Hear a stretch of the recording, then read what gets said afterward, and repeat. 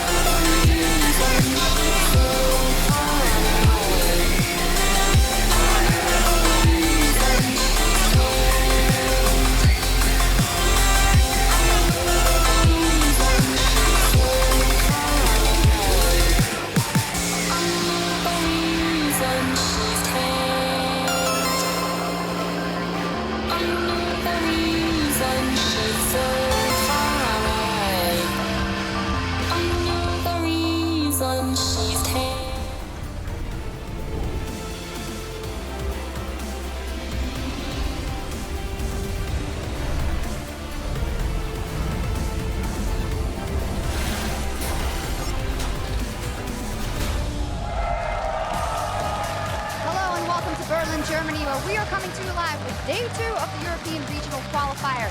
Yesterday, the Unicorns emerged victorious, and today they face Fnatic, a team desperate to prove they are still worthy of the world stage. Good evening, everyone. I'm EpicSkillshot, joined here at the Analyst Desk by a bunch of interesting people who you'll see in just a second. First, we're taking a look at the Unicorns already. As said, hello, I'm EpicSkillshot, joined here by Vander, Perks, hello. and Mythy. Hello, gentlemen. This is going to be very interesting. You guys are energetic and ready to go? Yeah, I'm sure. really hyped. Oh, you're here 2 days in a row. You really love it here. Yeah, I love this. I must You're say going tomorrow as well? The intro video The got me hype, yeah. pumped, yeah. Yes. Yeah, the hype The is EU real. production. Yeah. Fantastic video there. Well, before we think locally, let's think globally and get an update on who has qualified for Worlds so far, because most recently INTZ qualified overnight as the international wildcard, and also AHQ, they qualified a few hours ago for the second LMS spot, and that will be their 3rd year in a row qualifying for Worlds. So you guys as Worlds contestants, what do you think of these newest additions to the pool? Well, we are screaming SH2K few days against INTZ, not recently, but before our quarterfinals against Fnatic, and I think in the beginning they didn't do really well. You could see that there is like a big gap between Brazil and Europe as a region, but I think the players are smart and decent individuals, so they learned a lot from just being here. So I do believe they can play decent, yeah, in Worlds. I mean, it's wildcard slot, so obviously we don't expect them to win everything, but if they like maybe go out of groups, it's already a huge thing for them. Diplomatic, anything to add? They could adapt as at Worlds just like they adapted in Europe, I guess. Maybe they become an insane team. They absorb all skills of enemies, so.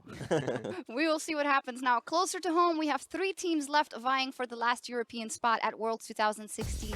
And here is how they stack up in the regional qualifier. Unicorns of Love yesterday took down the Giants 3-0 and now find themselves up against Fnatic. And then tomorrow, the winner of today's best of 5 goes up against the final boss, Splice. Now with the desk so stacked tonight, we want to hear from you. Jump on Twitter and hit up LOL Esports with any questions you might have for our guests using the hashtag AskTheDesk and EU LCS. You know, a lot of your fellow pro players sometimes send in questions, and sometimes we might use some of those. Are you a bit scared? Yeah, wait for Janko's question to pass. The one is coming for sure. Yeah, we'll see what happens there. But for now, let's dial in on tonight's best of 5 between the Unicorns of Love and Fnatic. UOL yesterday, I said, a huge win over Giants, a very one-sided 3-0, much as their quarterfinal matchup. Can you guys give me, or Perks, the TLDR, you were here in the studio watching that series? Well, game 1 was a stomp inside of the Unicorns.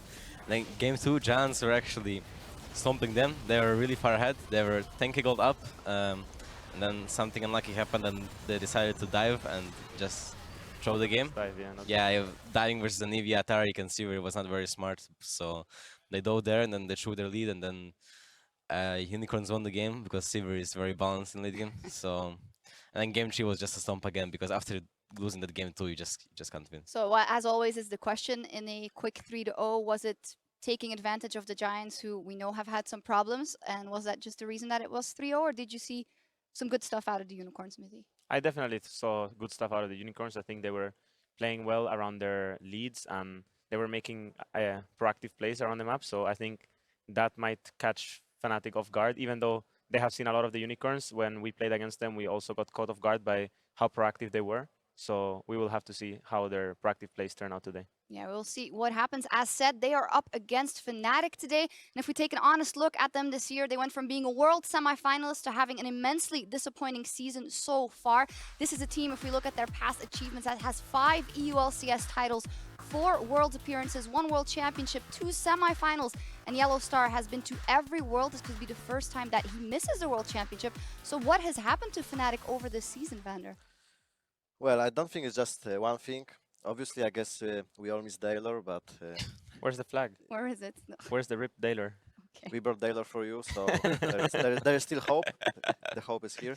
No, but being serious, I think Yellowstar is having not the greatest season. Like, he's not doing as well as he was before. When I play against him, it's like before it was really hard. Always like he was pressuring map, and when I had stronger lane, he didn't give advantages easily, and now it's completely like much easier to play against him overall.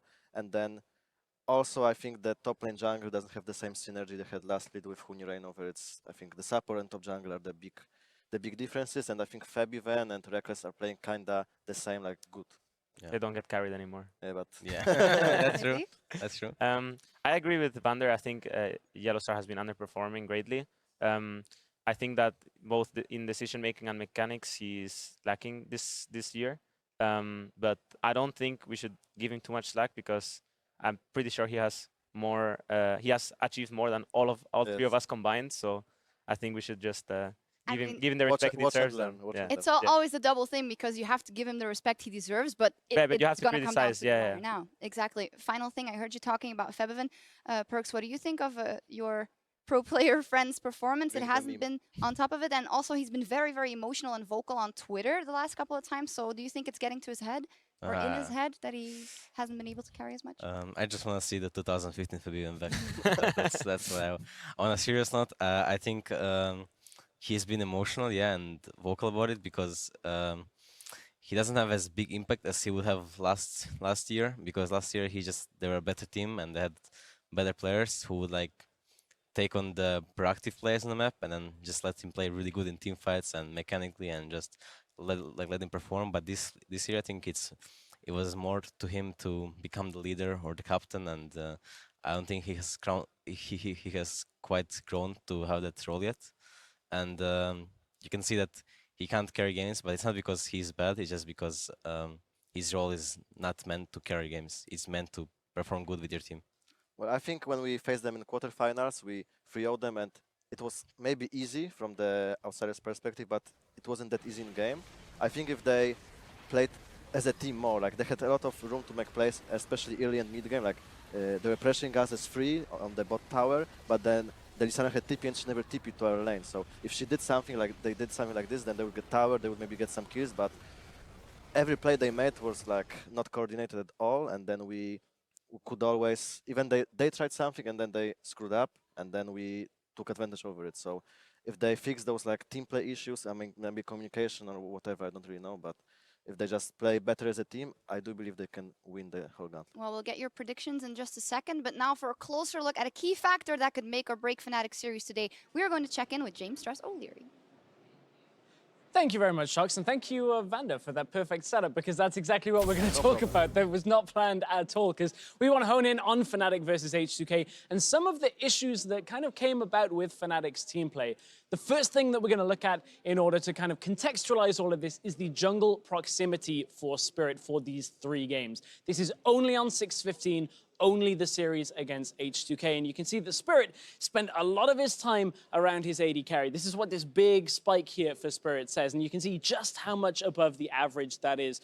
Remember, this is time spent around the AD carry. That's within 2,000 units between 3 and 15 minutes, so predominantly in the laning phase. The impact that has is very low for the top lane, a little lower for mid lane, but what does this actually mean in-game? How does that transition? Well, we want to show you, because we want to show you just how many times Spirit came down to the bottom lane. So here's a bit of a montage on some of the spears.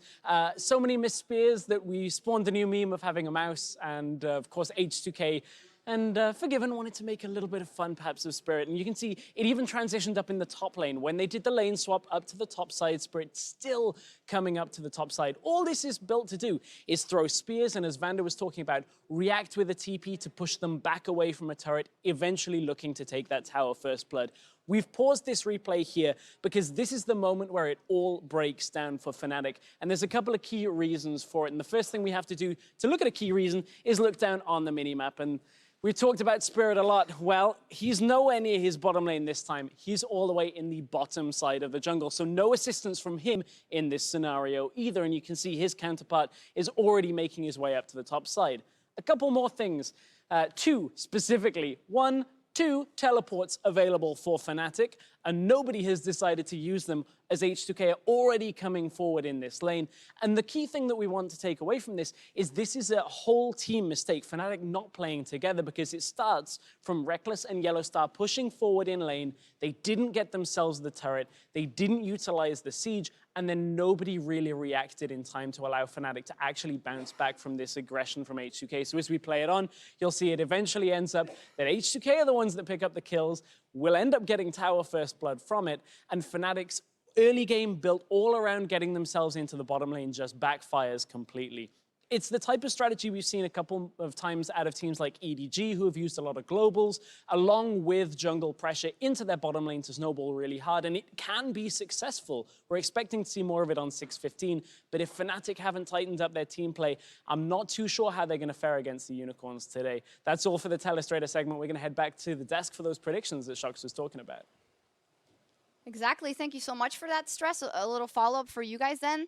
Where should Spirit focus his attention versus the Unicorns, Mithy? That was a beautiful teleprompter. It was It fantastic. was Yeah. perfect. Great. Thank you. Yeah. So where should Spirit focus? I think the meta right now is it should be where you draft so that you have one winning side lane, either top or bot, and then you play around.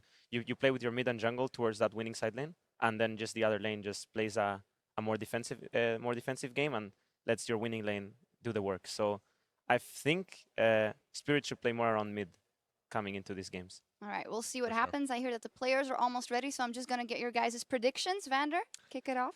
3-2 for Fnatic. 3-2 Fnatic. Perks, you said 3-2 Fnatic 3-2 yesterday. Fnatic. Just remind me. Yeah, I'm Staying with it? keeping my prediction. 3-2 Fnatic. 3-2 Fnatic. If we see the Fnatic from playoffs, they will surely lose, but I do hope that they got themselves together and 3-2 Fnatic. Everyone always bets against the Unicorns, and the one time that our analysts voted for the Unicorns was when they lost to H2K in the third place match. Why? No, is that? I voted for Unicorns. Oh, you did? yesterday. True. 3-0. Yeah. I'm always That right. was You're a hard already one. successful. You're already ahead of the pack. Well, we'll see what happens with those predictions on the books. Let's hand it over to our casters for the evening. Thank you, Shox, and hello, esports fans. I'm Devin Pyre Tennis Young. He is, of course, Mitch Krepovorspol. We're here to bring you this best of 5 between Fnatic and the Unicorns of Love. And if history is anything to go by, Krepo, it is always an exciting matchup. Yeah, the Unicorns, despite whatever roster they're fielding, whenever they play against Fnatic, things get interesting. We've seen base races. I think we've seen the Yorick Cassiopeia. We've seen a lot of not dead Nexuses. Yeah, Nexuses that really get pushed to the limits. We've seen weird compositions. And now both of these teams are playing for a final spot at Worlds. Obviously, the winner goes up against Spice tomorrow, but still, like, this match means so much to them.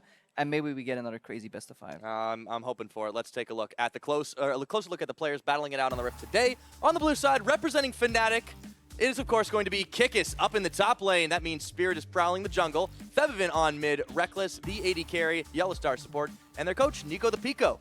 Yeah, Fnatic obviously going here as the higher seed. They ended up picking blue side, which means that the Unicorns of Love will be playing on the red side, maybe the pink side today. And obviously their roster still consists out of the same 5 players. Vizicachi in the top lane, Move in the jungle, Exile is their mid laner, Veritas and Hylissang make up the bot lane, and they get led by the calm and steady hands of Fabian Sheepy Mallant. Yep, the Unicorn Herder himself. It has definitely been a much more consistent roster this year. Fnatic made a couple of changes, tweaks on their end, front and back. And Fnatic, it's worth noting, they're the ones who elected the blue side, but as we heard a little from Exile yesterday, they do prefer the red side on the Unicorns of Love. Yeah, they do prefer the red side, but still you can squeeze that champion pool in the mid lane They're expecting a fair amount. Like this Vladimir will be a super contested pick if it's not permabanned again. We saw it yesterday.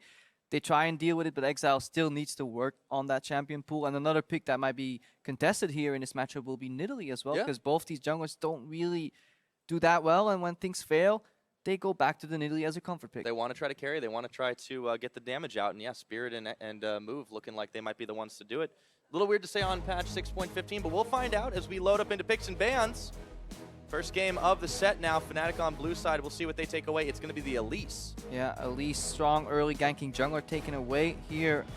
Fnatic looking at potentially another jungle pick early to put some more pressure on Move, because that is a matchup we need to track here. Move versus Spirit. So many stories to tell about this one. Move struggling to get efficient jungle pathing, kind of over trying to gank some lanes, but the wrong side of the map, you know, not really feeling the pace of the game.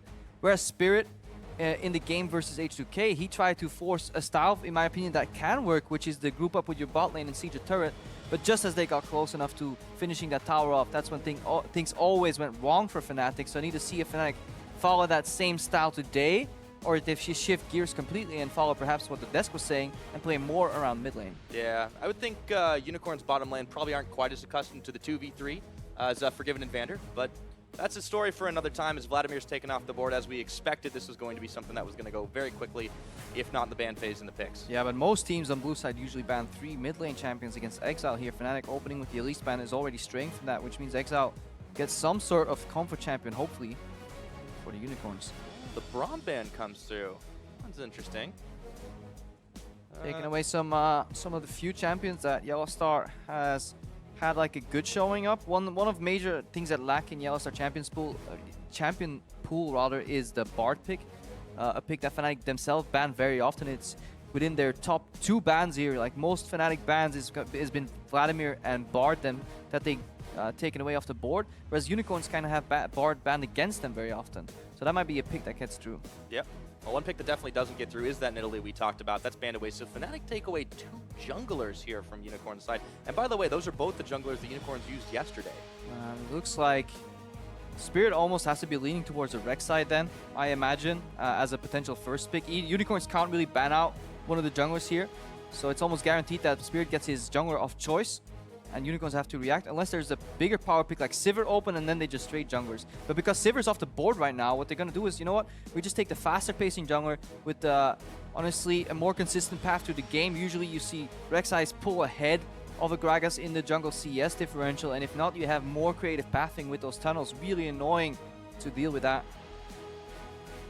So for Unicorns, the Shen, of course, we don't normally talk too much about the hovers, but this is something that's a Unicorn special. It is so necessary to a lot of their success utilizing those globals, and it wouldn't be a surprise to see Chachi pick that up on the first rotation, denying it from Kikis as well. Move could fall back on something like the Gragas. He's clearly had a lot less success on it, but if the Unicorns can get themselves some winning lanes, they may not need a jungle matchup that Move is comfortable on. Yeah, but he doesn't have to pick up that yet. They could just pick up a comfort 80 carry here, match it later with a support. I do like the Tahm Kench early if they lock it in, because it means they can still play Ashe later on. It means Fnatic can't play Ashe themselves, because we've seen in competitive play how hard it is to play and land those arrows, because whenever you hit somebody, Tahm Kench will eat them, which means you kind of have to go for a pick on the support in mid to late game. Just really doesn't work. So it's kind of a blocker of one of the conventional AD carries. It allows you to play some of the riskier AD carry picks like Jhin 2 later on, because you can always, you know, just gobble him up and spit him out. And this first rotation Shen Tahm Kench is honestly a good foundation for the Unicorns to build on. They do really well with a global in the top lane. Yeah, not to mention semi-global in the support, and they have a lot of ways to protect their carries, Exile and Veritas, despite whatever they may pick for them. It'll be interesting to see how Fnatic responds, if it's going to be with some more firepower. I mean, I expect, because the Ashe is being blocked here, quote-unquote, by the Tahm Kench, a GP Jhin rotation would make so much sense. You can still cater your support to it later on once the enemy AD carry is revealed. And Gangplank is just a traditional kind of meta counter pick into Shen. He can farm there. He can match the global with another global.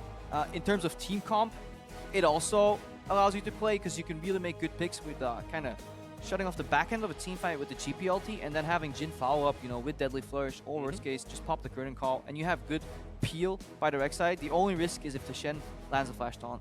Yeah. Gotta be careful there. Reckless has had not as much success on Jhin this split. 5 games and only 1 victory compared to what we saw early in the spring when he was one of the first to actually pick it up. So this should prompt the Unicorns of Love to take the Ashe pick. Yeah, the pick and ban kind of plays out itself. If you look at VODS most played champion, it's like Ashe, Sivir, Ezreal. Obviously, Ezreal you can always pick, but it's not really that strong of a meta pick here. Ashe Tom Kens has a pretty oppressive laning phase too, and it ruins the Trundle counter. Usually you can pick a Trundle in the likes of like Sivir or an Ashe and punish that low mobility, but because of Tom Kench, if Ashe is stuck between a wall and a pillar, you can just devour it, spit it out, and keep going. This would be an interesting change-up as the timer ticks down. They clearly want to save their mid lane pick for last. That makes a lot of sense considering they want Exile to be put in a powerful position to be able to counter Febiven. And that Tristana is locked in. That's a lot of firepower now on Unicorn's side. As long as they can scale that one up, Tristana just wrecks through towers. Yeah, but then we got to look at Yellowstar. Is he just going to play the Karma here? Go for a standard Karma Jhin lane? Because if you look at Braum taken off the board, Yellowstar then, what is he going to play? A Nami doesn't really sound like Yellowstar anymore. I mean, he could pick like the Alistar or something, but it doesn't make a lot of sense in the Tom Kench, does it? Alistar has like negative lane pressure. In this lane, you might be having to be a little bit careful. So it's likely going to be the Karma support here coming out. And then they need to find one more piece in the puzzle in the mid lane. What is Fnatic going to pick up for Febiven? Another pick for Yellowstar, possibly maybe the Trundle. Yeah, it's playable, but it's harder in the Tom Kench matchup because you can't punish Tristana at all because she'll just jump out, and in the odd chance that you are Mad Life and you stop to jump with the pillar, she just gets devoured anyways. What are the chances of Mad Life in your US server experiences? I mean, we'll talk it now. Never mind. We got Talia and Bard. Okay. Pick that actually usually is higher priority in the mid lane. People have gone as far as just first picking it too. If you look over in different regions like the LPL, an incredibly potent pusher to Talia. It's almost impossible to find a pick that can match it. But the bigger surprise for me, and this is not because like Crepple talks about Bard, is the fact that Yellowstar is the person that picks up this Bard. We've seen lackluster performances from him on the champion. We've seen him shy away from when it was a really good pick in the team comp, and he did not have the experience on the champion to play it. Yet now, he apparently has been practicing champion, or so we hope. Yeah. Well, I mean, when things are pinched a little bit too, and he's not having the options he's used to, it looks like he's going towards it. Fnatic, we haven't seen this team for 3 weeks, so you know, we don't know what kind of hyperbolic time chamber they've been training in. We'll have to see if it pays dividends as Exile locks in the Kassadin as the last pick. Kassadin to Talia, really dangerous for Talia later on. She can get singled out. This is going to be a really big challenge for Yellowstar because playing this Bard into these picks is incredibly hard. To lock down a Kassadin is almost impossible. Any target you hit will get devoured. So the only way you kind of play him is you time the Bard Q on Tom Kench as he is forced to spit out whoever he has inside him, so you get the instant double stun. But that is so timing specific that it's almost impossible to do consistently. And against the likes of Shen too, it's really hard to punish or make pickoffs. So we will finally get a true test for Yellowstar in game 1. Yes, we will. Have to see if he passes that one. He's been studying for about the longest out of anybody here. Fnatic, they will need every ounce of that if they can take a win here. If not, the Unicorns will be marching on to face against Splice. But it is only, of course, the first game. Yeah, both compositions will be running the 1-3-1 in the mid game here. The only exception being that Talia will not be running teleport when she's on a side lane, but she's hyper mobile with that ulti. Can join, but hopefully we get to see improved macro because we've seen it lacking a little bit from both teams.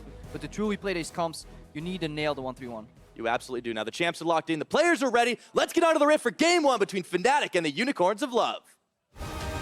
We will show a lot different than what we did versus HJK. Like, we will come really strong because people don't even expect us to win versus Unicorns. We've played Fnatic before, and I don't think they're that good of a team. We can beat them. It will be hard, but I think we can beat them.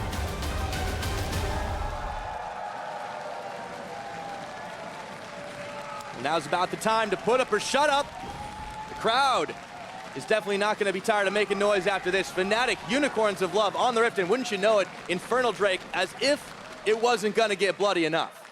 Yeah, always a good catalyst for contention around those objectives. The Infernal Drake, the prized possession of all the pro players. I like it even more than the Mountain Drake. Move has got to do just that, starting things off. Febiven wants a bit of harass. He's only able to tag him on the backside just to start things off.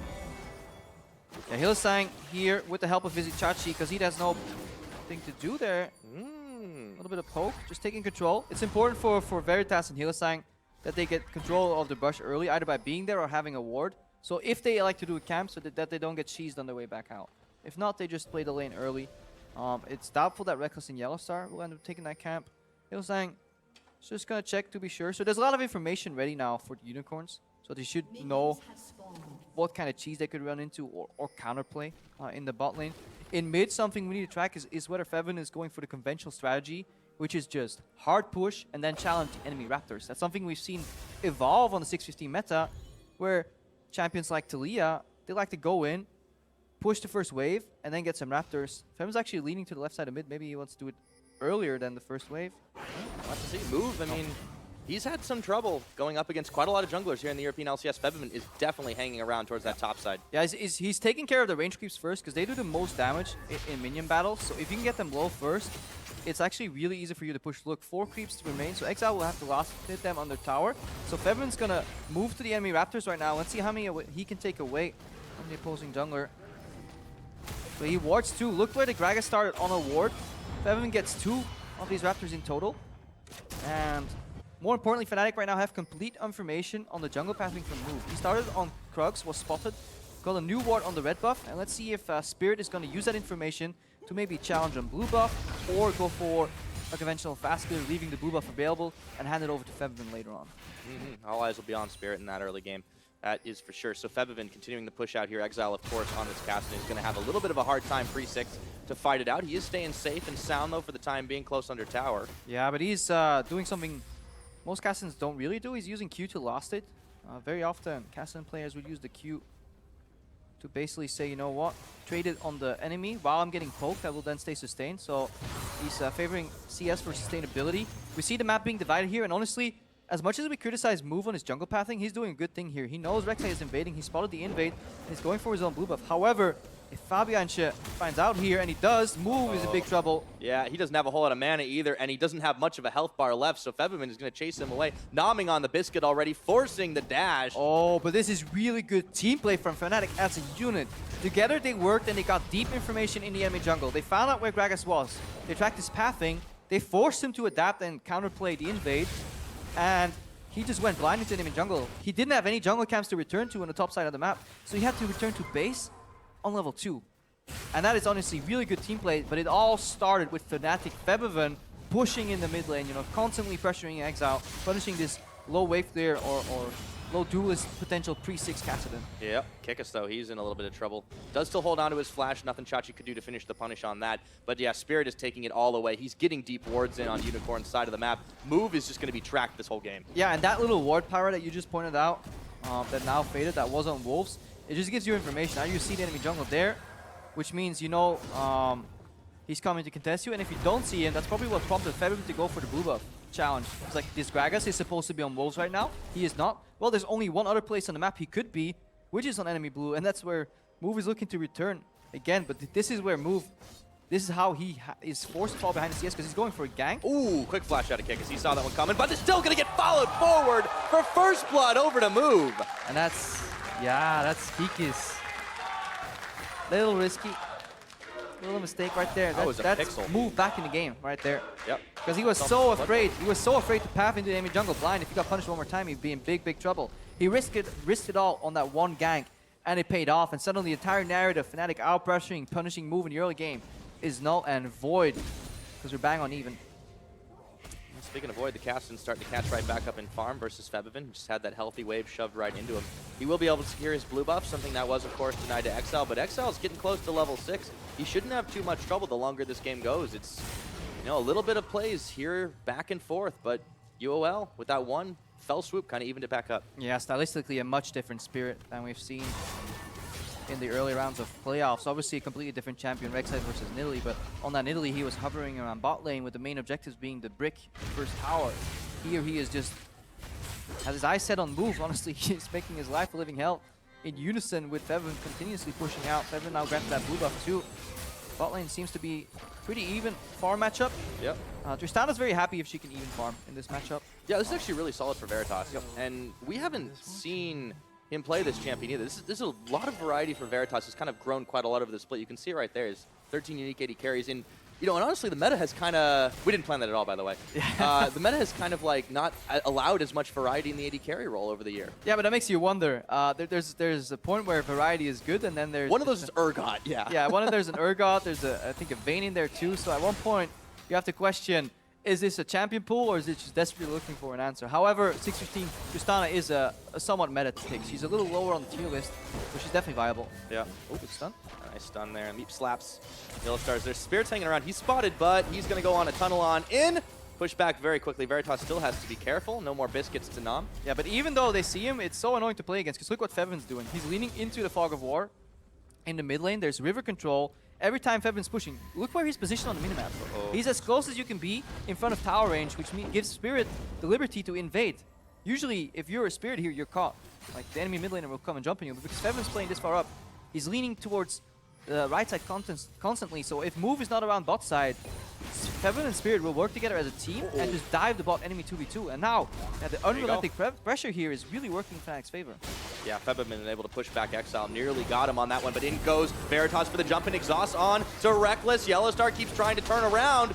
And Hillisang looking for a chomp. He does get it on to Reckless. Can he spit him out? The Shenholt's coming. Reckless is out of the magical journey, and so is Yellowstar. Chachi follows. That might not be the best decision he's made all day, and Reckless takes him down. When somebody offers you a free trip in the journey, at least consider if it's worth taking here. Chachi immediately opts in and pays the price for that, and look at how happy Kikis is with that.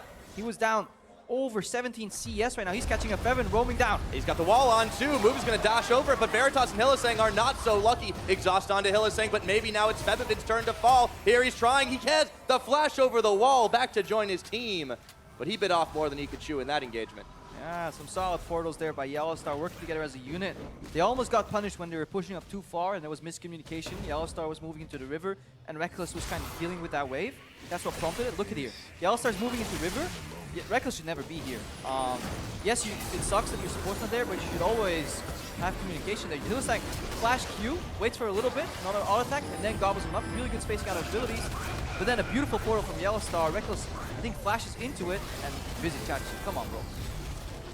Yeah, not recommended. Not that portal. Good ultimate out of Kikis too. Kind of contribute to the whole effort. Veritas going very low and Hillisang as well. And that's the power of that gangplank in the Shen matchup. You don't need to physically join that party. You can just send a cannon barrage and keep farming. He was behind from that early exchange.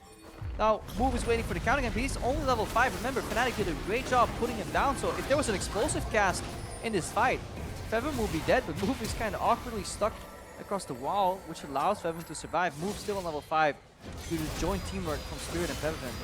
So, all these kind of incremental leads procured by Fnatic have been team plays. Pushing mid, invade jungle, you know, top falls behind. You know what, how do you get back? Well, force the Shen to go bottom, and then now the gangplank is farming better. He's still 20 CS down somehow, but imagine what it would have been if the Shen was continuously present in the top lane. Yeah. Unicorns, by their token, have really only done it in the individual plays. Move securing that first blood off the one big play that he kind of needed just to get back in the game. Spirit's still taking away his jungle. Hillisang will try to head him off in it, but you know, he's already lost out on the blue buff. Move's coming just a smidgen too late and realizes there's nothing for him. Yeah, every time he walks into his jungle, something's taken away. And every time he looks at the minimap, Fevin is leaning towards the side that Spirit is invading on. Even if you don't see Spirit, you can probably guess where he is based on how Fevin is playing. Yellowstar with some portals already ready to join that fight too. Any pick off in the jungle can happen with the Tempered Fate too.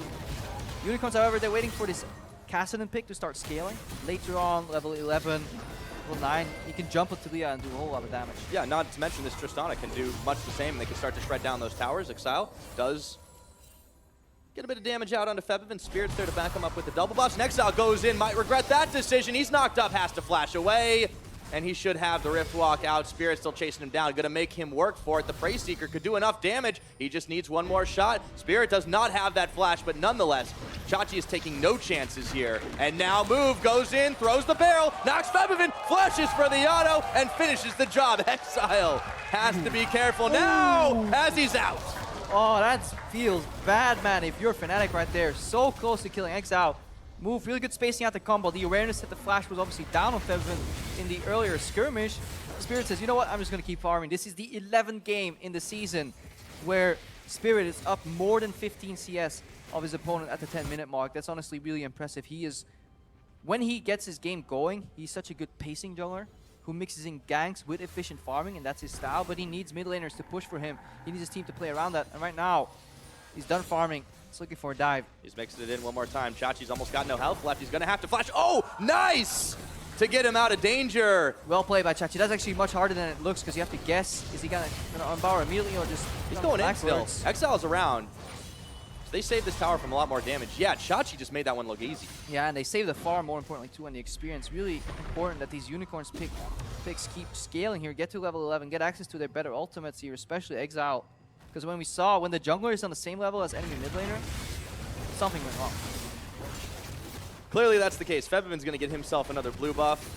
Not much Move can do, even though he was moving to stop it, and turns right around 180. Throws down the ward, though. Nonetheless, we're at about 12 minutes into this game. Still a gold lead in favor of Fnatic, but Unicorns have been firing back, and as you said, they're biding their time. They're waiting for those power spikes to come in, and they do have a ridiculous composition for when those levels hit. Late game, there's still plenty of damage, though, on Fnatic. Let's not underrate that. Gently a Gangplank can win fights too if they're positioned right, but there's assassination potential. There's really good outplay potential in terms of 1v1 on the Unicorns. However, the draft has given Fnatic two controlling matchups. We could say winning in mid lane. In bot lane, the CS was even for a while prior to the dive, but the way we describe matchups nowadays is not about who truly beats them in CS, it's about who has access to the push. And Fnatic have been continuously pushing bot lane for the majority and mid lane for the entirety of the game, which means Spirit now has two lanes that he can invade in between of. And that is exactly what he's been leveraging and just punishing Move for. Yeah. Move's still been able to get a little bit of gold back in his pocket, mostly thanks to the couple of kills he's procured. And, you know, it's still worth mentioning this Infernal Drake on the board. Teams tend to not rush the Dragons down so much anymore, but if a big fight goes awry for either team, that's going to be the 8% AD and AP that, you know, both teams will want come the late game especially. Oh, this Dragon can definitely be a catalyst for big gold swing in this game. Hence the caution. Unicorns are definitely not one team that's going to start it, but they could catch Fnatic there. Imagine if they're doing Dragon, they jump, or they kind of group up, and Cassin plus Piggyback Shen comes in swinging. Suddenly your Talia's gone because she's low mobility, and Fnatic's in trouble. That's why they're hesitant. They're just taking away things of Unicorns, like small objectives, like a couple of jungle camps here, some vision, denying them some CS because they have to be careful because of Fog of War. That's the game Fnatic's playing right now. See it right there. Spirit goes in, clears the ward, throws down the pink, and puts one in the back of the pit too. They want to make sure the Unicorns aren't going to be the ones rushing it down themselves. Kickus still held here under tower, 20 CS and some change down. But look at how healthy he's been able to keep that tower. The Gangplank barrels just keep on flowing. Yeah. And that's the difference here. Yes, he's pressured, he's low HP continuously, but there's no chip damage on that turret. Shen is never going to hit that over and over. There's no aggression generally on the bot side of the map, or all-ins, because people are so afraid of the Shen ulti. So it's more of a pressure game. Yeah, not to mention, Kickus just needs to kind of hang out there until he gets himself his Trinity Force. He's 2/3 of the way there. He's got some pretty fast shoes, so he can definitely take himself a run if he needs to. And, you know, it's still a waiting game for both the teams, but not without some action. A few mistakes here and there, but for the most part, I'm liking what both teams are doing. Fnatic are still holding the line. They're still pushing farther, though. Yeah, Fnatic have honestly, they've identified a clear win condition in the early game, which is challenge the enemy jungle. Look at Spirit, you know, a level and a half up right now on Move, continuously challenging these blue buffs that Cassidin so desperately needs. Like, look where he is. There's 3 dots around him in proximity, but now Yellowstar and Reckless are joining, and there's obviously Smite available here on Spirit, so he doesn't care that he gets Invoke, and he can always escape with Magical Journey. This, however, if only a couple of fractions of a second later, Cassidin will be there, Gragas will be there, so these are risky plays by Fnatic, but they're working, and we see Fnatic finally working as a team again. Yeah, this is definitely paying off for them, despite the fact that they are taking these risks. And you know, it's kind of what you need to do. And a lot of times against a team that may not necessarily have the best vision in their own jungle, Unicorns have been pushed back time and time again. And it shows you the risk of drafting losing lanes. Usually this is something we fall Fnatic for, but they're really leveraging the push that they have in the bot and mid lane. Like, if they're not pushing, then Reckless and Yellowstar can't move first. Like, they push in the wave in the tower, they're freed up for like 10-15 seconds, moving and assist their jungle. And then Rek'Sai can return and then farm his own jungle or add more pressure. Fnatic could push up the ward line too. This minion wave is gone, and right now Veritas and Hylissang, they need to farm it in their tower. And Spirit's coming. They could peel away, or they could straight up dive. Remember, there's still Shen ulti available. That ward is a TP ward though. It's supposed to kind of zone. It's there to tell Unicorns, guys, please back off from the tower. There's a teleport coming. And even Febiven has joined here. They are going to clear away the last of the wave, but that tower has definitely taken a beating. Move is hanging around here. There's vision for both teams on top of this Dragon. Fnatic are eyeballing it to see if they can get this one started. They don't have the sweep just yet available. They're not going to go in here. They don't know it, and they are seeing if they can bait move in, but Exile is also there to tag in. Will he jump onto Spirit? Not without any more backup than that. They're actually going to turn their attention towards mid instead. Yeah, good defense there from Unicorns. They did not get scared by the impending teleport, knowing that they had the Stand United available. There was a ward in the pit, so Move didn't get corner baited to try and check, you know, is Dragon being started? What's the HP? Do I need to be hero? Then Exile pushing the wave first. He's going to be a hero. Prompted Fnatic to kind of retweet and reset the play here. Yes, indeed. Spirit goes in on to move. Doesn't get stopped up by the Deadly Flourish, but he was out and safe. Fnatic just aren't taking any particular risks here. You can see Yellowstar, he's getting the magical journeys up ahead of time this time, so he's really working. Yeah. It makes you wonder why he didn't pick up this Bard a lot sooner. Probably because he couldn't do it much sooner. You know, it's a champion that has a pretty steep skill curve. Requires a lot of attention from a few casters. I can't blame it anymore. I'm boosted Diamond 1.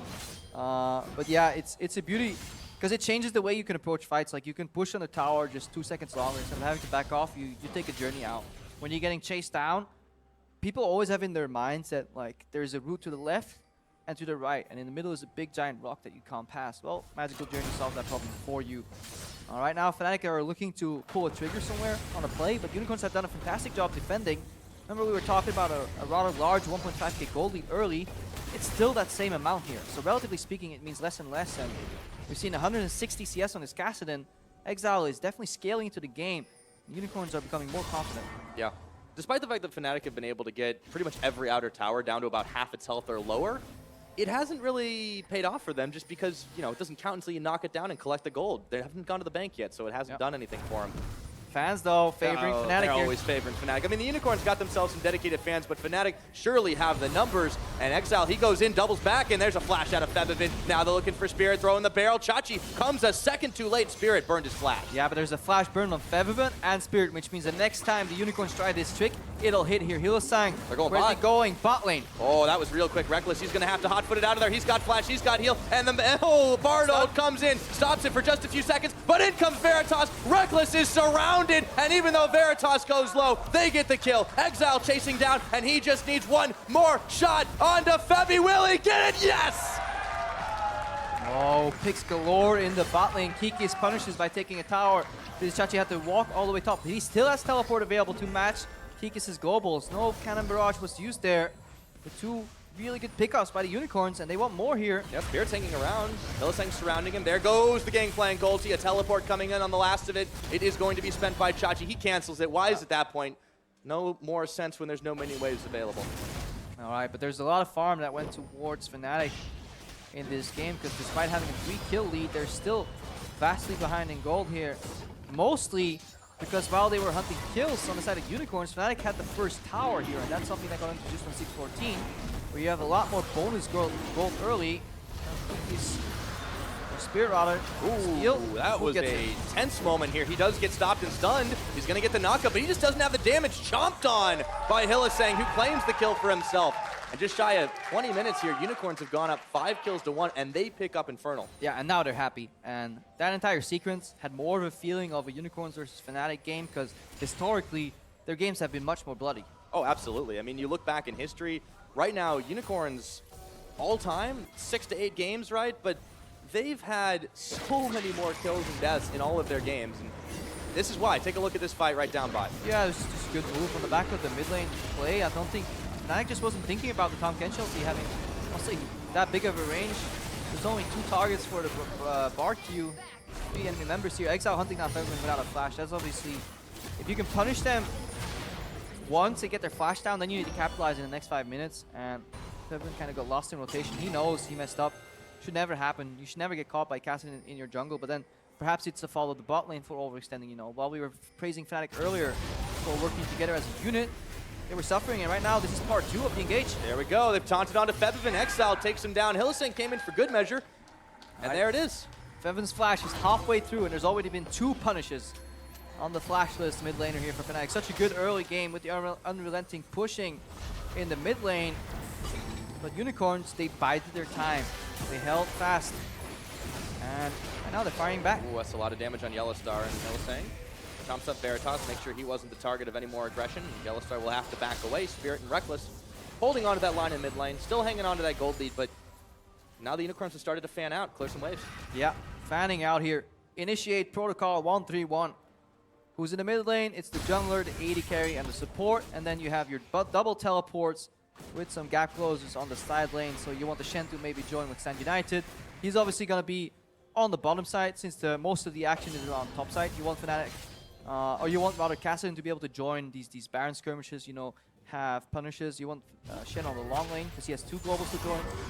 So Unicorns doing the correct lane assignments. Let's see if Fnatic can withhold this pressure. It's good timing for the Unicorns as well. Their teleports are both right about to come up. Chachi's, in fact, has already done that.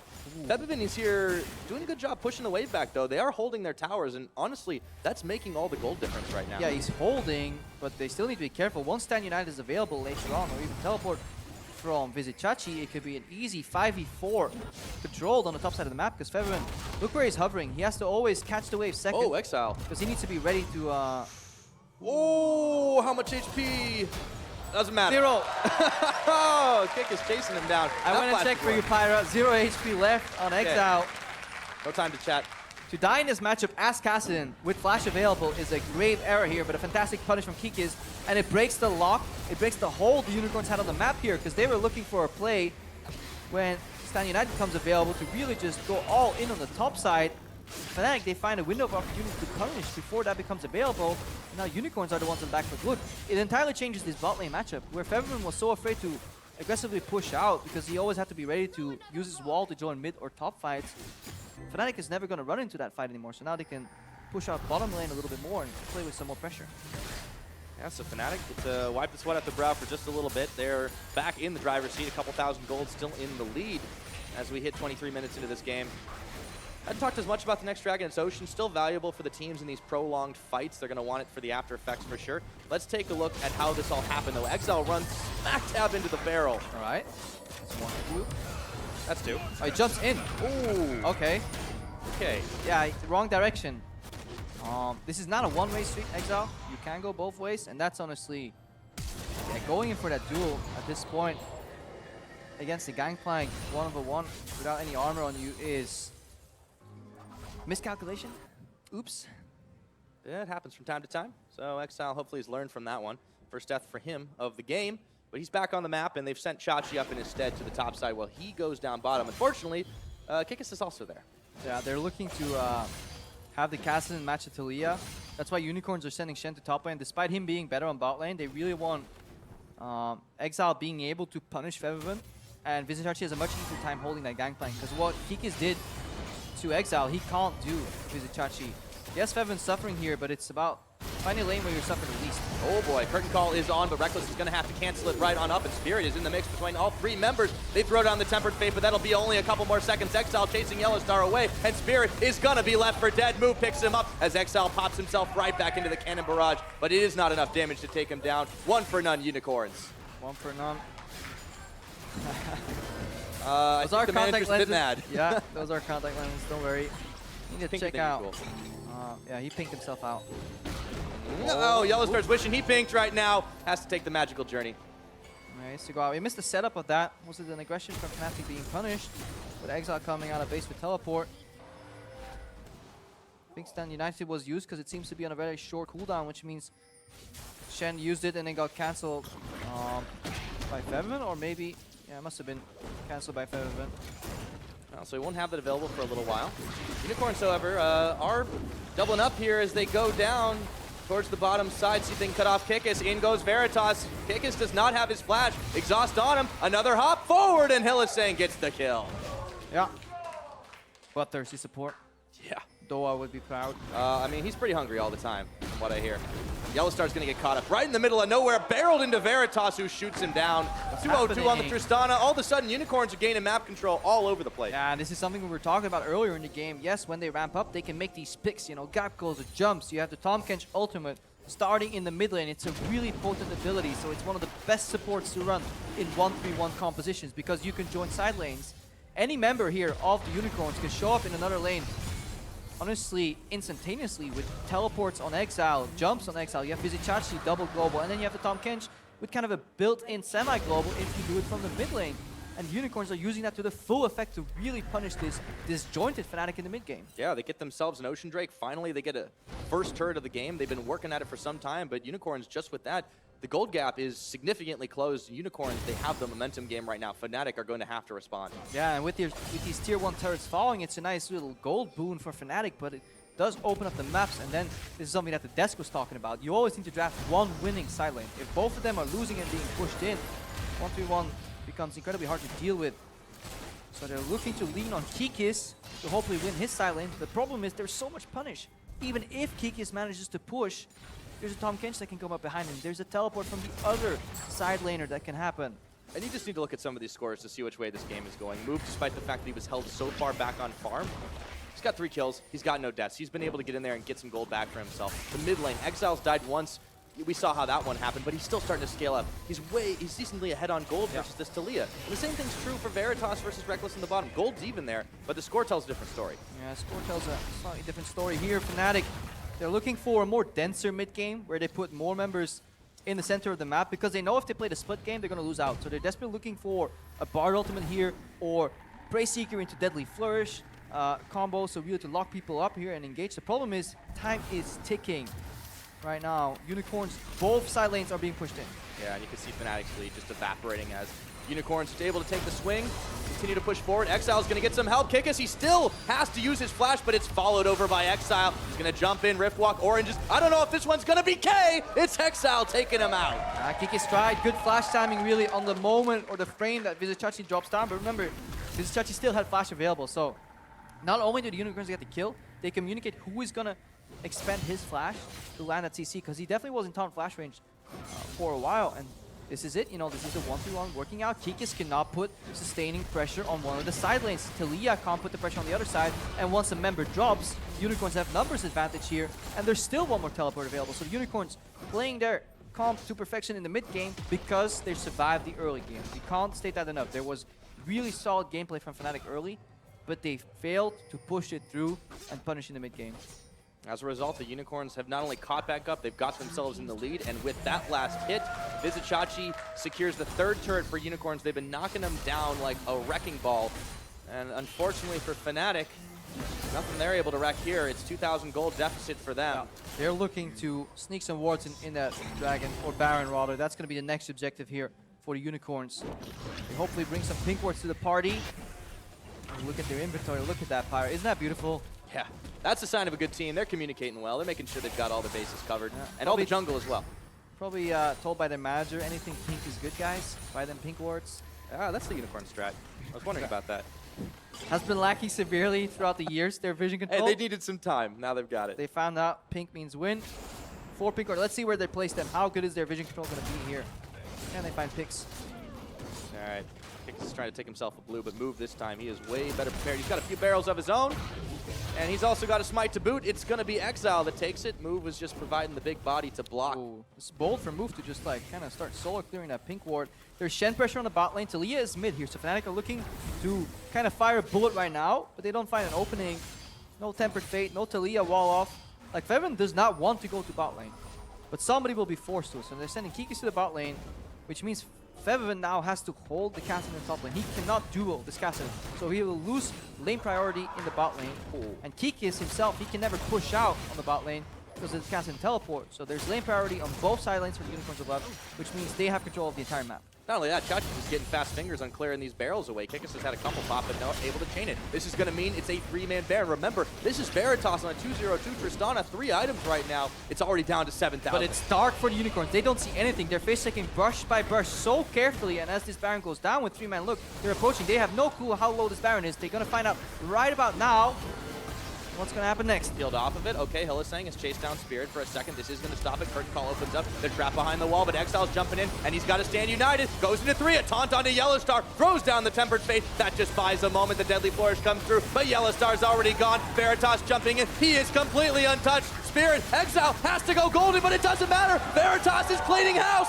and they shut him down, but it doesn't even matter. 4 kills to 1. Unicorns in charge. A complete stampede by the Unicorns. Resets from Tristana. Honestly, Exile with a fantastic hourglass right there. Confusing Fnatic. Jumps in. Can they finish him? No, they can't. And then the resets came in. Veritas 1 2, 3 jumps, I think, in that entire ordeal.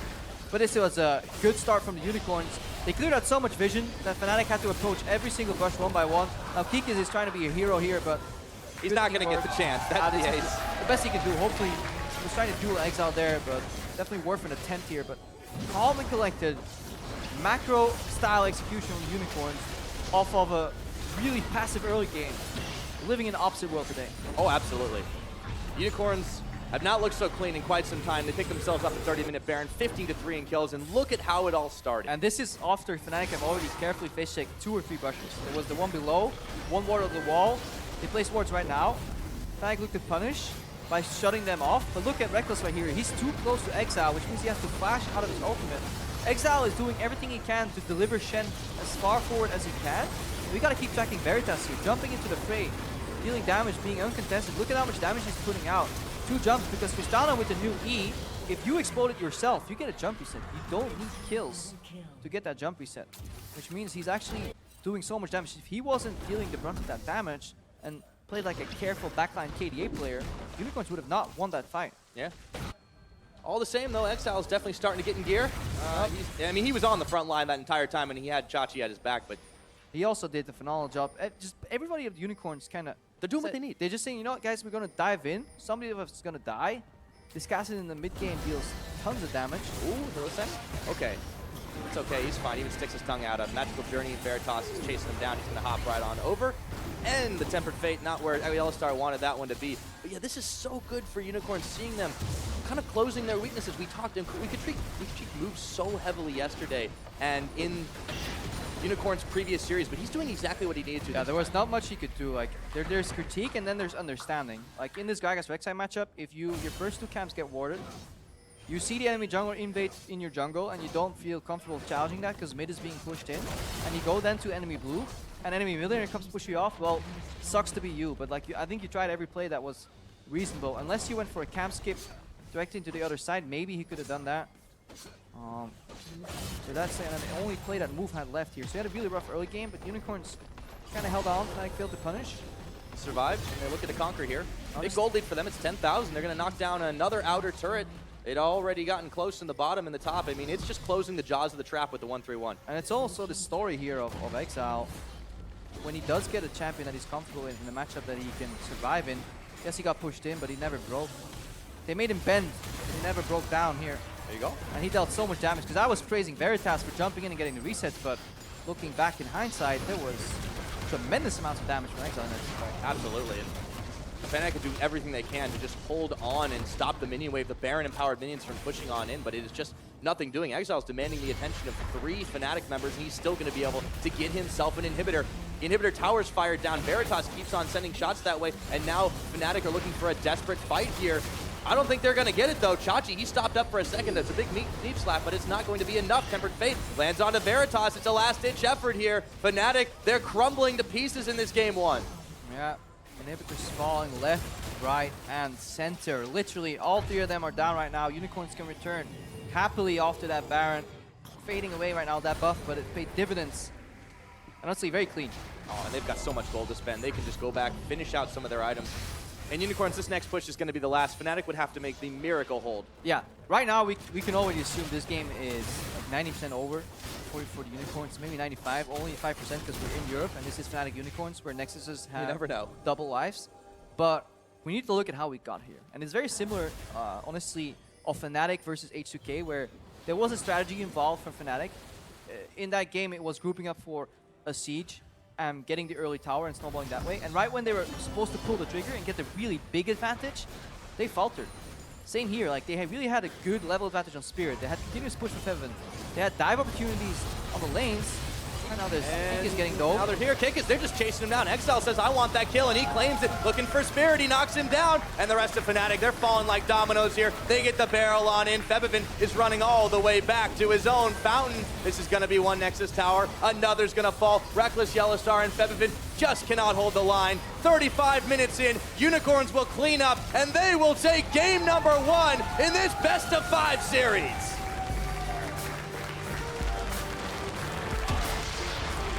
Yeah, game 1 to the Unicorns. They didn't break when Fnatic was positioning them in the mid lane, making the moves on them. But honestly, similar story for Fnatic. They could have won this game if they managed to get more picks off. With the combined roaming opportunity of that Weaver's Wall and Tempered Fate, combined with a follow-up of Curtain Call, there should have been a situation where Fnatic put all those puzzle pieces together and solved it. But they failed to really get it. And it's hard because there's always a Stand United and a Shenalty. And like, yes, there's excuses, but if you draft this composition where your entirely early game is based around pushing in mid, roaming with the jungle, you need to break that bot lane. Like, they can't be allowed to survive with a melee support. And they got close to finish off the turret and going for the dive, but I think they hesitated. They were afraid of the Stand United despite having Cannon Barrage. And I think that is the main phase of the game where the Unicorns, once they got past that point, they got those picks in mid lane. Febvin died a couple times. And from that point on, it's incredibly hard to play this composition from Fnatic, because as we saw, once you have both side lanes losing or on the threat of a Tahm Kench ultimate from mid lane, you can't control the map. Like, with no pushing lanes, They didn't respect the Tahm Kench ultimate a lot of times either. I mean, this is what opened the map up for Unicorns.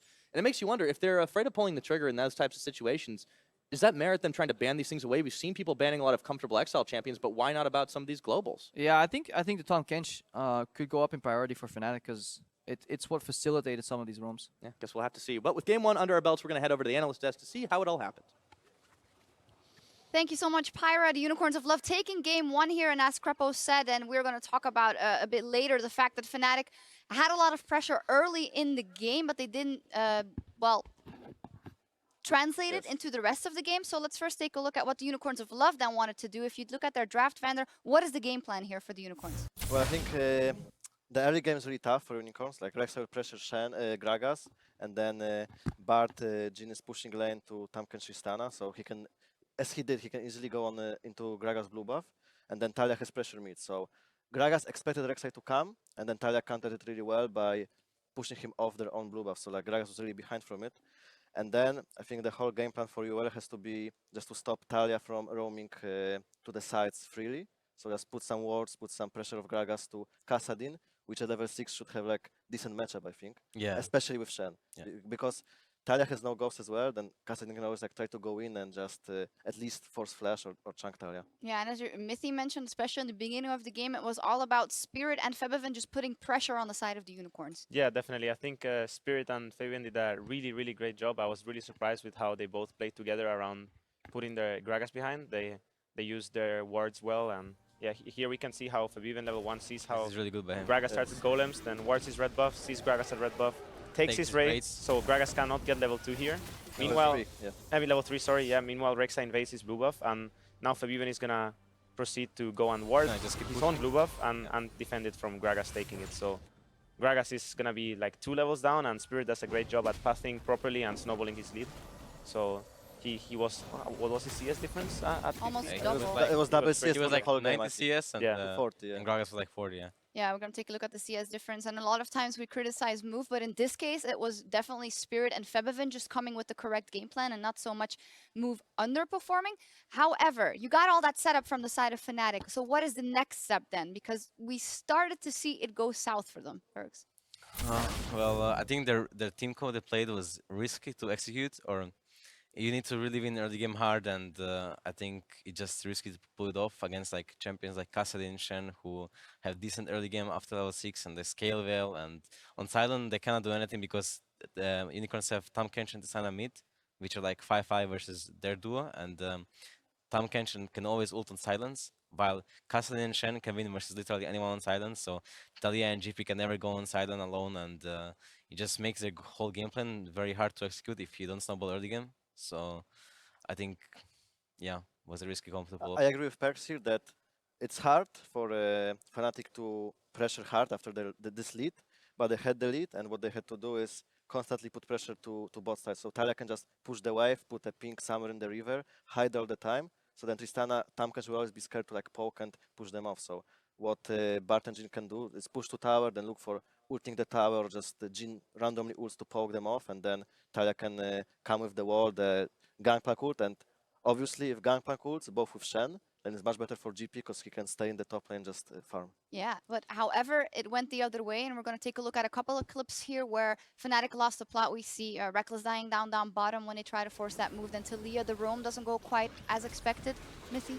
Yeah, I think that the main, I mean, Fnatic had a plan which was to get the first tower over UOL and just snowball through, like basically snowballing tower into tower into tower. But he just kind of like there were too many individual mistakes. We've even dying here, Reckless dying beforehand. But I think this was really good by Exile because he saw Talia was missing from lane, then he walked into his jungle because his Castlane was flash and ult every 3 seconds. He just walked into his jungle to see if Talia is gonna move bot.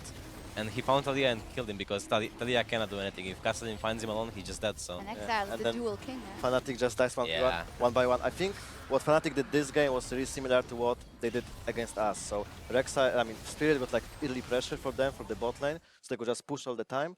And then when Spirit is not there, they're still pushing. So then, like this case, you could see that Tam can just ult with Gragas and they got punished again. And then they just lose. If their bot lane dies, I think it's super hard for them to win because then they can't pressure bot anymore. And Perks, you had a hard time watching those moments with Pepperfin as well. You felt bad for him.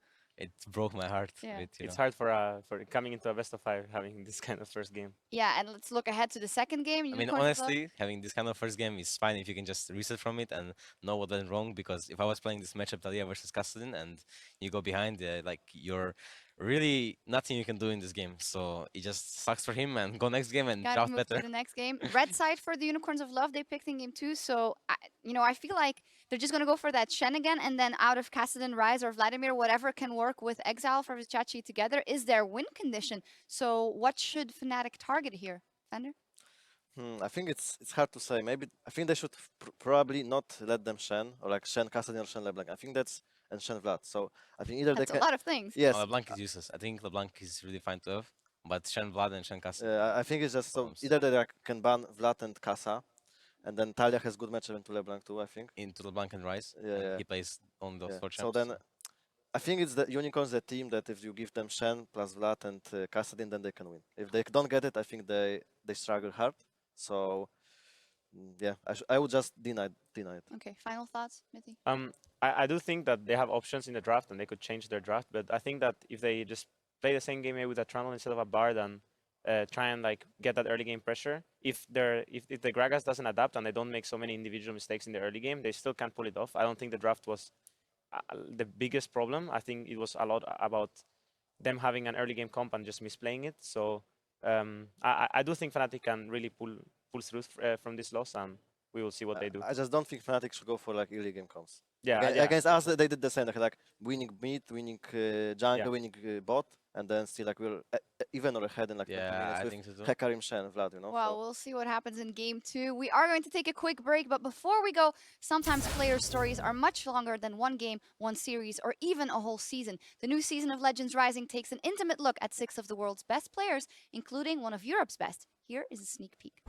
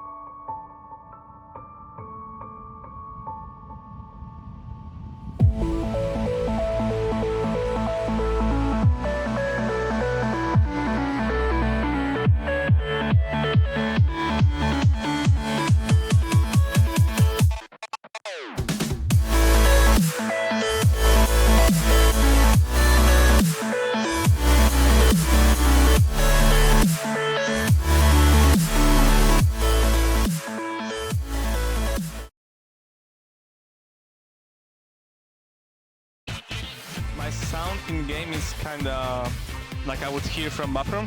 Have you ever played in a bathroom? Or what? What? Or do you mean it's echoing? It's like echoing. Okay. Ooh, quick flash out of Kickus. He saw that one coming, but it's still going to get followed forward for first blood over to Move. Jin, no flash. Okay, Don't follow, don't follow. Oh shit. Nice, we got him. Yellow Star's already gone. Veritas jumping in. He is completely untouched. Spirit, Exile has to go golden, but it doesn't matter. Veritas is cleaning house, and they shut him down, but it doesn't even matter. Unicorns will clean up, and they will take game number 1 in this best-of-5 series. Welcome back to the European Regional Qualifiers. We're here about to get into game 2 between Fnatic and the Unicorns of Love. Just setting you guys up for blue side, red side. Unicorns, they picked red side. It's something we've heard they definitely like to take, especially with all these mid lane bans being targeted the way of Exile. Yeah, they could go for the blue side first pick a mid laner, but then you end up counterpicked. And Fnatic failed, honestly, in the last game to kind of leverage their winning matchup. Because that's what they went for. They knew there probably could be a counterpick coming out, but they tried to play, leverage the matchup, went over to the guys at the desk, and I actually asked them, like, if you're in this situation, what is the play? And they said, yeah, you need to use Weaver's Wall, maybe to not dive because it's hard, but to at least get a turret. So you need to like kind of zone people off, force them out of their creeps, or at least make sure that you can make plays on the turrets. In fact, tried, but they didn't pull the trigger, similarly to what they did versus H2K. Let's see if they follow Vander's advice, actually, and they go for a super late game composition, and they try and just like macro it out. Well, they've already switched it up a little bit in picks and bans, recognizing the latent threat that Shen with Chachi provides. They do remove it for the first one. Unicorns are sticking to their guns, and they take Echo off the board. I think this No Shen ban makes so much sense, because even at the later parts of the split, when Unicorns, they had this period where they weren't doing so hot themselves. But then they started playing Shen more often, and suddenly they had these very dense mid games where it essentially became a 4v1, a 4-1 split push comp as opposed to 1-3-1, and Shen would always jump in, and Vizichachi had really good performances. Yeah, especially as we got into playoffs. I mean, it was so crucial to them. Fnatic, they're doubling down here, removing the Kassadin. Last time, remember, they had 2 jungle bans. Not the case this time around. I think it's worth doing in a best of 5, especially when you're a team that has some morale issues. Just ban what you lost versus, so at worst case, if you lose again, at least you're losing against new stuff, you know? So you can't say, oh my god, you can't walk away from the series feeling, if only we banned this champion. They're trying right now to force Unicorns to adapt, at least in pick and bans. Absolutely, but you do have to think, what is Fnatic thinking being a game down here? Remember, this is a team that, since Season 2, has always made Worlds. They have always placed so high on the world stage. And they're taking away the globals. Yeah, so the they've got Shen to. can't go from lane to lane, the Kassadin can't go from lane to lane, and the Tahm Kench can't go from lane to lane. So the 1-3-1 that Unicorns ran, the pillars that built that 1-3-1 have been smacked down by Fnatic. They're looking at the Vladimir or Sivir first pick, and now Unicorns need to think. Do we ban one, give the other over, or do we just trade it and get the preferential jungle pick with it? For example, Sivir to Fnatic, Vladimir Rek'Sai on the side of Unicorns. Might be the case. We'll see as the final ban comes in. It's the GP, so even less globals available to Fnatic. What do they want? Do they want the Sivir, or do in fact they want the Rek'Sai? Or the Vladimir. Or the Vladimir. I think it's more of a question of Vladimir or Sivir here. Yeah, it moved it just fine on the Gragas, to be honest. Even though in the early game I think Fnatic will go Vladimir. That's my gut feeling. Because I feel like Unicorns aren't really gonna do too great with the Sivir. Fnatic would like to play Sivir. I think it would fit them stylistically pretty well. It's impossible to lose Sivir lanes too if you have a late pick support. So you can always just push. Yeah, it's true. Well, Fnatic, maybe they're laying a little bit of secret messaging in there. I don't know if you take a look at it. Shen, Kassadin, Tahm Kench. That's a team they might like to play, SKT up in the Worlds. But it is the Rek'Sai first pick. So they opted to give that one over to Spirit. Unicorns have a lot of options here. Opt to prove me wrong. Let's see what's going to happen here. Shen GP off the board, which means as we dive deeper into the top lane champion pool, which got hit pretty hard in this pick and ban, Gnar obviously goes up in priority. And now Unicorns. That is probably a reason why the Vladimir didn't come out, actually, in hindsight, because Ryze is actually a decent matchup into him early, and it's a champion that they play themselves. So maybe Exile is fine. I was like, you know what? Take the Vladimir. If not, I'll wait, maybe pick it later. And worst case, we'll just match it with the Ryze. Sivir should come out here, though. Yeah. There's a lot of options. They don't have to pick the mid yet, and they definitely don't want to take the jungle since the Rek'Sai was taken away. So the Gnar Sivir, I really like that a lot. It gives Unicorns that ability to form this run at you composition starting off, and they get it. 2 games in a row. In my opinion, Unicorns have a very solid first rotation on purple side. Really can build a good composition with Gnar Sivir. There's plenty of options still available to round it out. You can see what Fnatic answer with here. The Victor Troll. Having a little bit of fun with the mid lane hovers. Yeah, my client is a second ahead on my screen, so I could see the Victor from the future. Well, Fnatic still have a lot of time to decide what they want to take. It's only the jungle pickup now, but what are they going to do up against the Gnar pickup since the... There's been quite a lot of top lane bans. I want to see what Kikis decides to go for this game, but they don't need it right now. The Lucian would work out well for Reckless. I wonder what's left here. Is the Irelia going to come out? Oh, that's an option. The good old Trundle top lane, which is a rough one. Okay, so they do lock the Vlad in. Yeah, I mean, it's expected. It's such a strong pick here. The true conventional counter picker would be a Malzahar, but it doesn't seem to be Exil's Alley. He's probably just going to pick that Rise that he likes playing so often. Yeah, I wouldn't be surprised to see it. I guess they could just match jungle here if they're just going to play Gragas again. Take a book out of We did see a recent Skarner. The Skarner. Don't think it'll happen today, though. Won the game. It did win the... Well, did it win the game, or did they win the game with it? It participated in the game that was won. Okay, you got me there. That's about as much as it did. It impaled a lot of champions. Yep. I mean, with the Sivir comp, I could actually see that being pretty legit. Like, there is no way you're going to get away from that. They are deleting somebody. Especially without Tom Kench available to stop it. They're leaving the jungle as their last pick. Nope, they're deciding right now, do we want support? I think it's best to keep support here as the last pick to really see what you're up against. What you need to fill that composition out with. Give yourself a good 2v2. Veritas and Hillsang kind of held their own last time around against Reckless and Yellowstar. Not too shabby in a losing lane matchup. Damn, Unicorns are going all out. It's like, do we flex the Karma? Do we go for the Elise? Do we go Karma Rise? Do we put the Karma support already? So many choices. But they end up locking the jungler and have a mid lane flex pick. Karma can survive against the Vladimir matchup. Has decent early pressure in a lot of matchups. Mantra shields are incredibly devious, I think is the best way to describe them. Mantra W is one of my favorite spells in the games because it's so deceptively strong and sustaining. Yeah, and not to mention if they do end up putting it bot, I mean, that is a really speedy bot lane. But even when they group up together, if it's mid lane, they have so many ways to just get into Fnatic's face. Honestly, you pick Karma when I think you're afraid of like the enemy picking Trundle, and you say, yeah, you can pillar us, but the wave will be pushed in 24/7 that you never get an option to even consider doing that. Like Karma Sivir has the ultimate lane control. Oh yeah. We'll see if Spirit decides to try and takes a lot of visits down there. He definitely did in the H2K series, and we saw quite a bit of it in the last game as well. Fnatic, their last rotation, 3 seconds as the timer ticks down, and that's a Yasuo top lane. All right. That just happened. There's actually an abundance of tank Yasuo players in the top lane in European solo queue. They get like 1 damage item and then they go like hybrid tank and they're just really annoying. There is Trundle Pillar and Rek'Sai knockup to proc this Yasuo. We've seen this matchup once. Who was it? NA played it like... I remember this story being, I think it was Spring Split, almost like a Dignitas matchup. I don't know. We saw, or Darshan, It's been a while. I think Darshan whipped it out once, and they had the Yasuo already as the secret pocket pick, counter pick into Gnar, I think it was, and then just got smashed anyways. The whole matchup is based around Yasuo filling up his shield and then being able to take the poke from Gnar and take the wave. If not, he puts the wind wall. The problem is wind wall has such a long cooldown that you only have 1 wall every like 20 odd seconds, and Gnar can just keep boomeranging you in the face. That's if risky. you ever fall behind in this matchup, it is FF20. Oh, that's risky. Okay, Fnatic, they're laying it out in the line here. That's a lot of damage though if they can get it up. But they're gonna be able to do a lot. Pushed, I think, in unless Kikis can get the perma push here with jungle pressure. I think we'll definitely get pushed in the bot lane. Mid lane Vladimir early should be okay, but then once Rise gets access to these waves, we're gonna see if he can get the shove. Got to see how these jungles go. Yeah, this is going to be a really, really interesting lane matchup, and just across the board, I mean, there's going to be a lot of explosive fights. I said it last game, but of course it's going to be true against. It's Fnatic, it's Unicorns. What do you guys at home think is going to be the winner in game number 2? Can Fnatic with a top lane Yasuo? Of course it's Kikis is playing it. Hashtag FNC when LOL Esports is the place. Or if you think the Unicorn magic is still there after game number 1, hashtag UOL win. We are going to find out. We're loading onto the Rift, and I can't wait to see how it all goes down.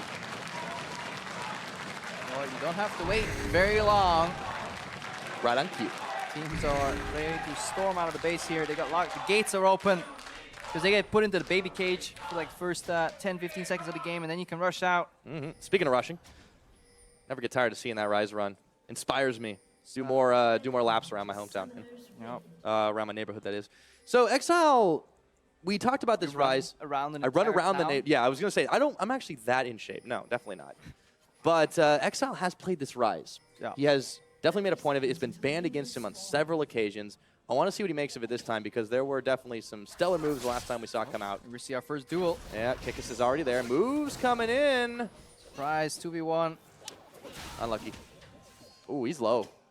He's gonna walk away. Yeah, that's a. Oh, he's dying here, Pyra. Yeah. Oh, Spirit. He's fast. Closed in. Oh, Yellow Star's there. But this is obviously in Yellow Star's favor, or Hylissang's favor rather, because he has Spell Thieves, fucking that gold straight to the bank. Keep getting it.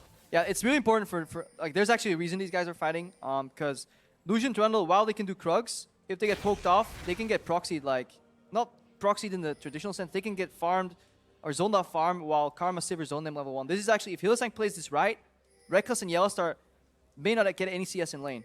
Like, does he still have his ward available? He does. So this is super dangerous. They need to let the waves meet and then zone them off after the leash here. Like, Hylissang now has to play the equivalent of a goalkeeper.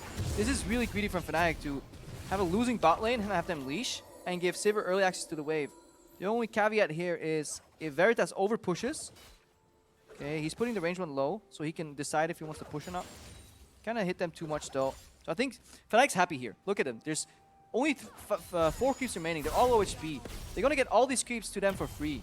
So this is Unicorns gifting the lane over to Reckless and Yellow Star because they can actually get experience. Like if Veritas and Hylissang played this more conservatively, they could have honestly punished Fnatic more. That obviously comes at the risk of getting ganked, but still I think they're honestly over pushing a tad. But now that the interesting phase is over, it's up to Yellow Star and Fnatic to farm AFK on the tower and get as much CS as they possibly can. Oh, starting to grab a little bit back, but of course there is that lead from the beginning of it all. Have to keep an eye on this mid lane matchup and see how Febivin fares against the Rise of Exile. So far, so decent. Vladimir, we've seen quite a bit of him in lane. We know how he functions these days. Yeah, definitely want to move up top at some point, but that will be an interesting matchup too. Yeah, Vladimir in any early game matchup is just about can he get the push early by getting those empowered Qs on the right timing. But he's being challenged. Obviously, Rise is a good pusher. Look at Exile here, basing immediately on 14 creeps. Sitting on a little bit of gold. Coming back with that tier, obviously. So he gets a really good base. Not running teleport, but he's doing the equivalent of like what teleport mages do. Just insta-shoves until level 3. Bases gets tier. Maybe he hits a few CS down. So it's a good start here. Pushing bot, pushing mid for the Unicorns. Well, it's already looking like a better early game for him than was the last time. Of course, didn't really hold them up too much. Scaling composition a little bit different. And yeah, and if you look at Hylissang and Veritas too, like they can comfortably push here because they're not threatened by the ganks. Because 1, Reckless and Yellow Star are so low that they can probably survive. 2, they have their jungler with Scuttle Crab is taken down, so they're covered in the river, which means they can move their Trinket Ward instead of in the bush right next to the lane. They can move it to enemy dry brush, so there is no real tunnel path that Spirit can take unless he really goes from behind them. But then he would be spotted by move, so they're actually like 3 for 3 in gank protection, which means now the Unicorns need to tell their top laner, well, Rek'Sai is definitely not ganking bot lane. The only lane he can be is top. Yep, sends a Prey Seeker. Chachi knows what's up. He's not in too much danger though, fortunately. He had taken a fortuitous hop that direction. Very dead even on this farm though too, and Chachi just hasn't seemed to have too much trouble in the early game. Move is actually coming up topside. He'll be matching Spirit, still trying to take his jungle away. Spirit's got to be careful here though. Move's coming and Chachi's collapsing. This might mean a flash. The tunnel, no. No, he can tunnel okay, out. No, he has a network built up. He's good. But that's Move on a different jungle. Faster pacing on the Elise, very sustained too, which means he can get a lot more experience here. And if he can challenge his own Krugs, rather, he wastes Spirit's time, so he's actually one pulling ahead. He needs to leverage that into a gank sometime, but it's super hard for Elise to gank pushing lanes. He can hover around and help them, tell them, you know what, you're safe and we can counter gank. However, the only lane he can truly show up is top, but as we see in the river, plenty of wards.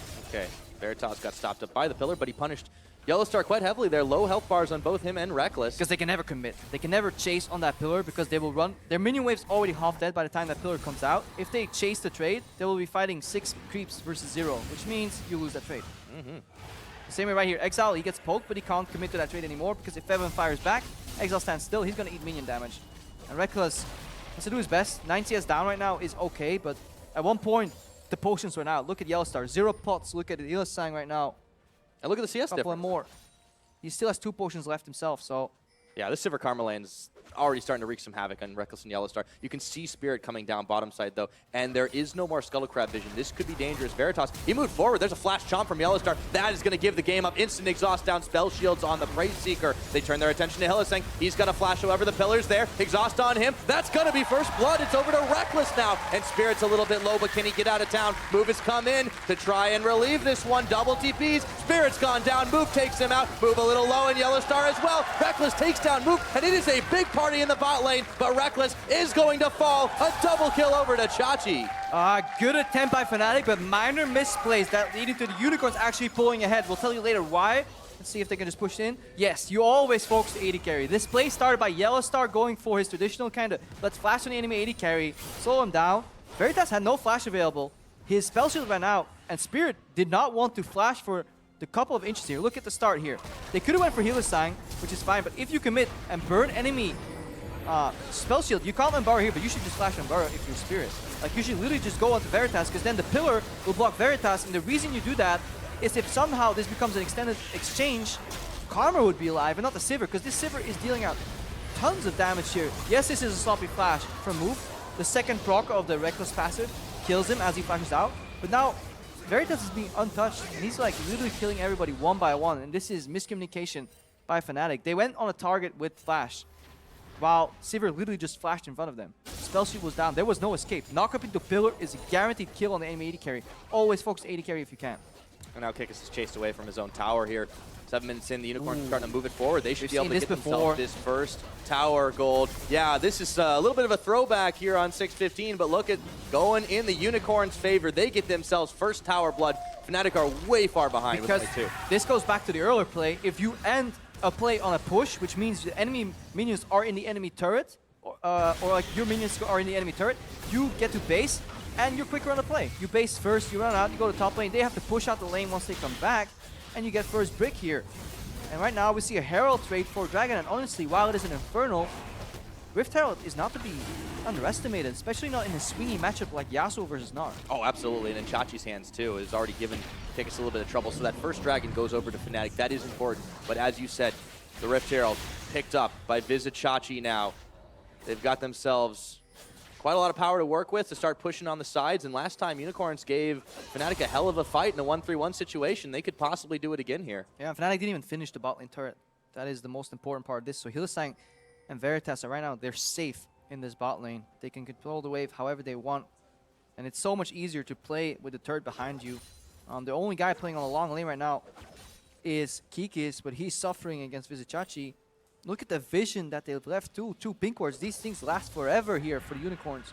Oh yeah, they've got that entire jungle lit up right now. It's a get out of gang for free card, you know. But right now Kikis clears one, but the other one, if Rek'Sai passes by at any time, he's spotted and he's giving away his information. And once you have the information on the jungler, you know roughly for the next 30 to 40 seconds what's going to happen in the game, and that's enough. If he's left side, you know he can play aggro right side. If he's not left side, guess what? He's probably on the right side. So these wards, these deep wards, give you so much information.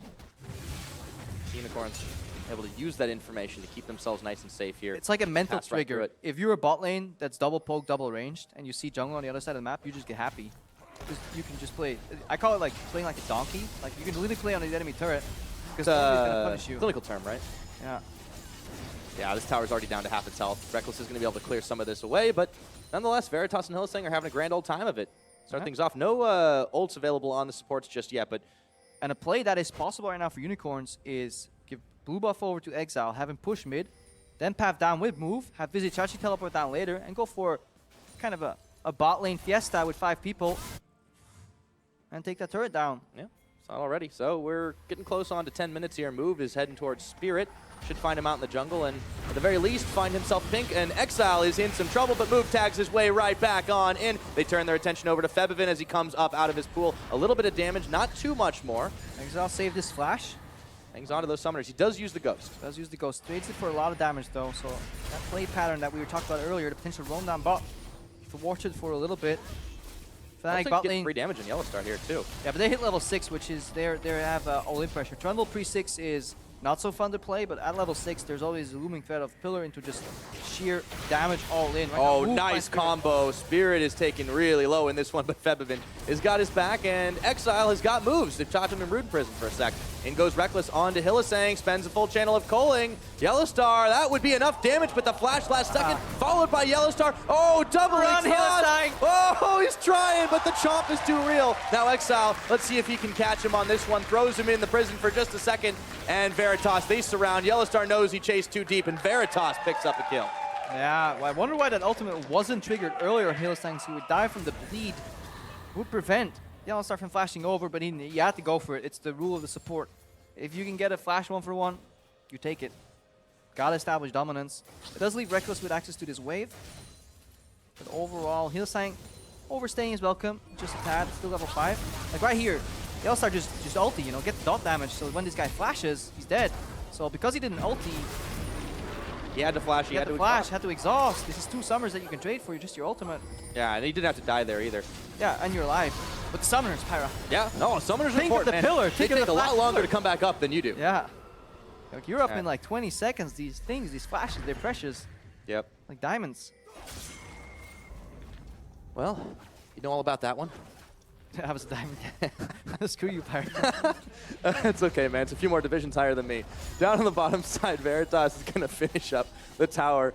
Unicorns have got themselves a nice little gold lead, but you know they've definitely got to work at keeping the lead for themselves. There is another Infernal when the next Dragon comes back up, and look at the map control they've got right now. This is looking really good for them. Yeah, they're kind of playing handoff. There's a little bit of an all-in. Chachi. Up and out. Chachi's hanging with this one. He does not spend the flash away. There's the hop. That's what you got to do. Hop away as he dashes in. So Chachi has the control. Unicorns, they're leveraging their push pressure. It's something they, Fnatic was doing in the last game. Here they're doing themselves. They push in mid. Then they kind of tag team together into enemy jungle, drop some wards. Look again, you know, 3 wards in Spirit's jungle. It's so hard for him to surprise because they constantly have that information of the deep vision. Whereas Fnatic, they're playing in the dark. Yes, he can cancel him a couple of times, but sometimes a shot in the dark's better than none. Yeah, look at the vision. Like Fnatic doesn't see much right now. If you get a vision toggle of like Fnatic's vision, they have so little to work with. Yeah, compared to the Unicorns, who've got the entire bottom jungle surrounding the Dragon Pit right now. There's Fnatic's vision on the map. It's completely dark. Yeah, it's so hard. Even like, in the river. Where's this jungler? Like, you have no clue whatsoever. Like, is he doing You don't see anyone. Is he doing race right now? Is he doing wolves? Like, he could go from base to left or right, and that could indicate how you have to play. Whereas right now, Unicorns of Love, with a certainty, know that Spirit's not on the right side of the map currently. So he's either left side or in base. And he has to reveal himself. And it's those little things. These pro teams, they can extrapolate so much information of that. That's why deep wards are so valuable. And this is a level of macro play that Unicorns have been able to put out this series that we're just not used to seeing from them. It's a little bit, when you're already kind of ahead, fundamental. It's still fundamental, but we haven't seen it from this team historically. And it's nice to see this change. This could mean the difference between moving on or not. They're 1 game up. They're looking for more here, but Unicorns, they're just looking like the stronger team as Yellowstar finds himself CC chained. CC chained, but where is Kikis? Like, is Fnatic going to turn this into... You can play Kikis is move down from top lane to challenge and contest this dragon. However, in the setup, because of lack of vision, Fnatic has to face check not for the objective. They have to face check for the vision of the objective. Kikis ran down, and Fnatic, they were going to brute force a 5v4, 5v3, but Yellowstar ate the poke. Right now, they have to yield because the Unicorns of Love, because they had the control of the map, they don't have to group up for the objective. They can keep their split push on the side lane, and look at it. Vizichachi, with the Herald buff, is leveraging that push. He's forcing Kikis to go back. Because Yellowstar got poked, Unicorns are going to get both their cakes and eat them too. Yep, unless Spirit can pull off himself a miracle steal. Nothing doing that time. Infernal Drake goes over to Unicorns. They even it up. Chachi is still pushing on the top side, dodging out the tornadoes from Kikis. Yeah, and this is all on the back of vision. And people always they underestimate what it gives you because it gives you time. Whereas Fnatic could walk up and contest you on Dragon if they had the wards, they now have to contest every single brush. There's like a paranoia in them, like every step you take, every move you make, Karma could be queuing you. And that is essentially what happened to Yellowstar. Yeah, Fnatic have been having to play with very limited information. It's making it very tough for this team. And as we mentioned at the start of the game, it's a team that is already prone to nerves when you're down 1 game and now you're not able to do what you want to in game number 2. This is the kind of thing that can cause tilt. Yeah, and engage. And look at the Hillisang. Double sweep, get the edge of this next brush to get a slightly a tier 1 ward is kind of called. First ward in enemy jungle. Once that's safe, you go for the next one after you push. But Protocol 131 is engaged once again. Now it's Ryze on the side lane. It's in a similar boat as Talia in the last game where the Ryze can't teleport in, but he has Ghost.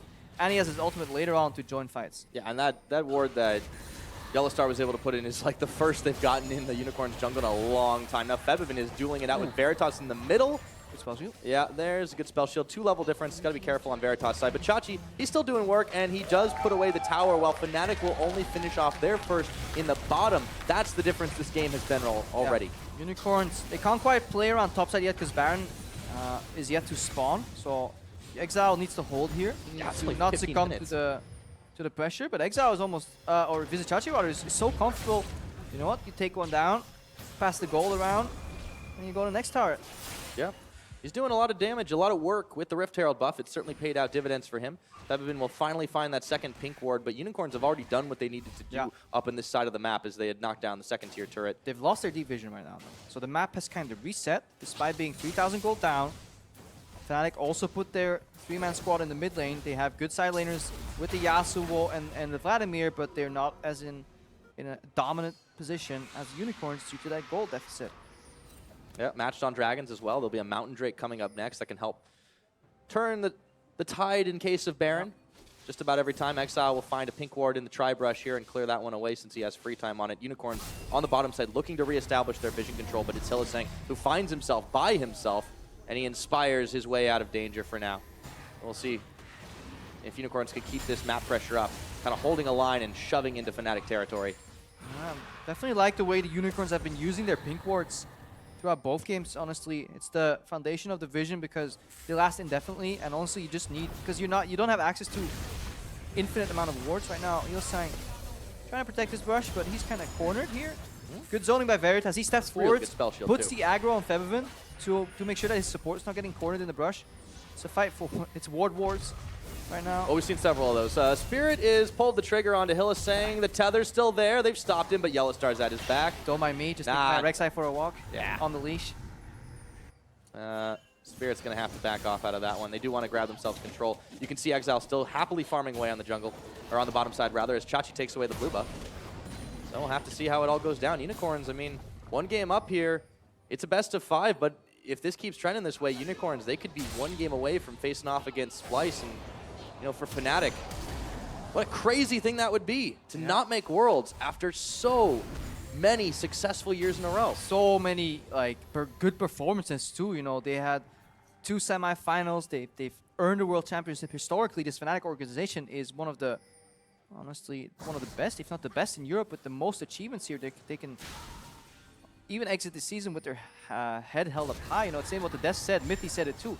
We can criticize his play for Yellowstar, but we still have to respect what he's achieved over all this time compared to the players that are on the desk that are hoping to get, honestly, as storied careers.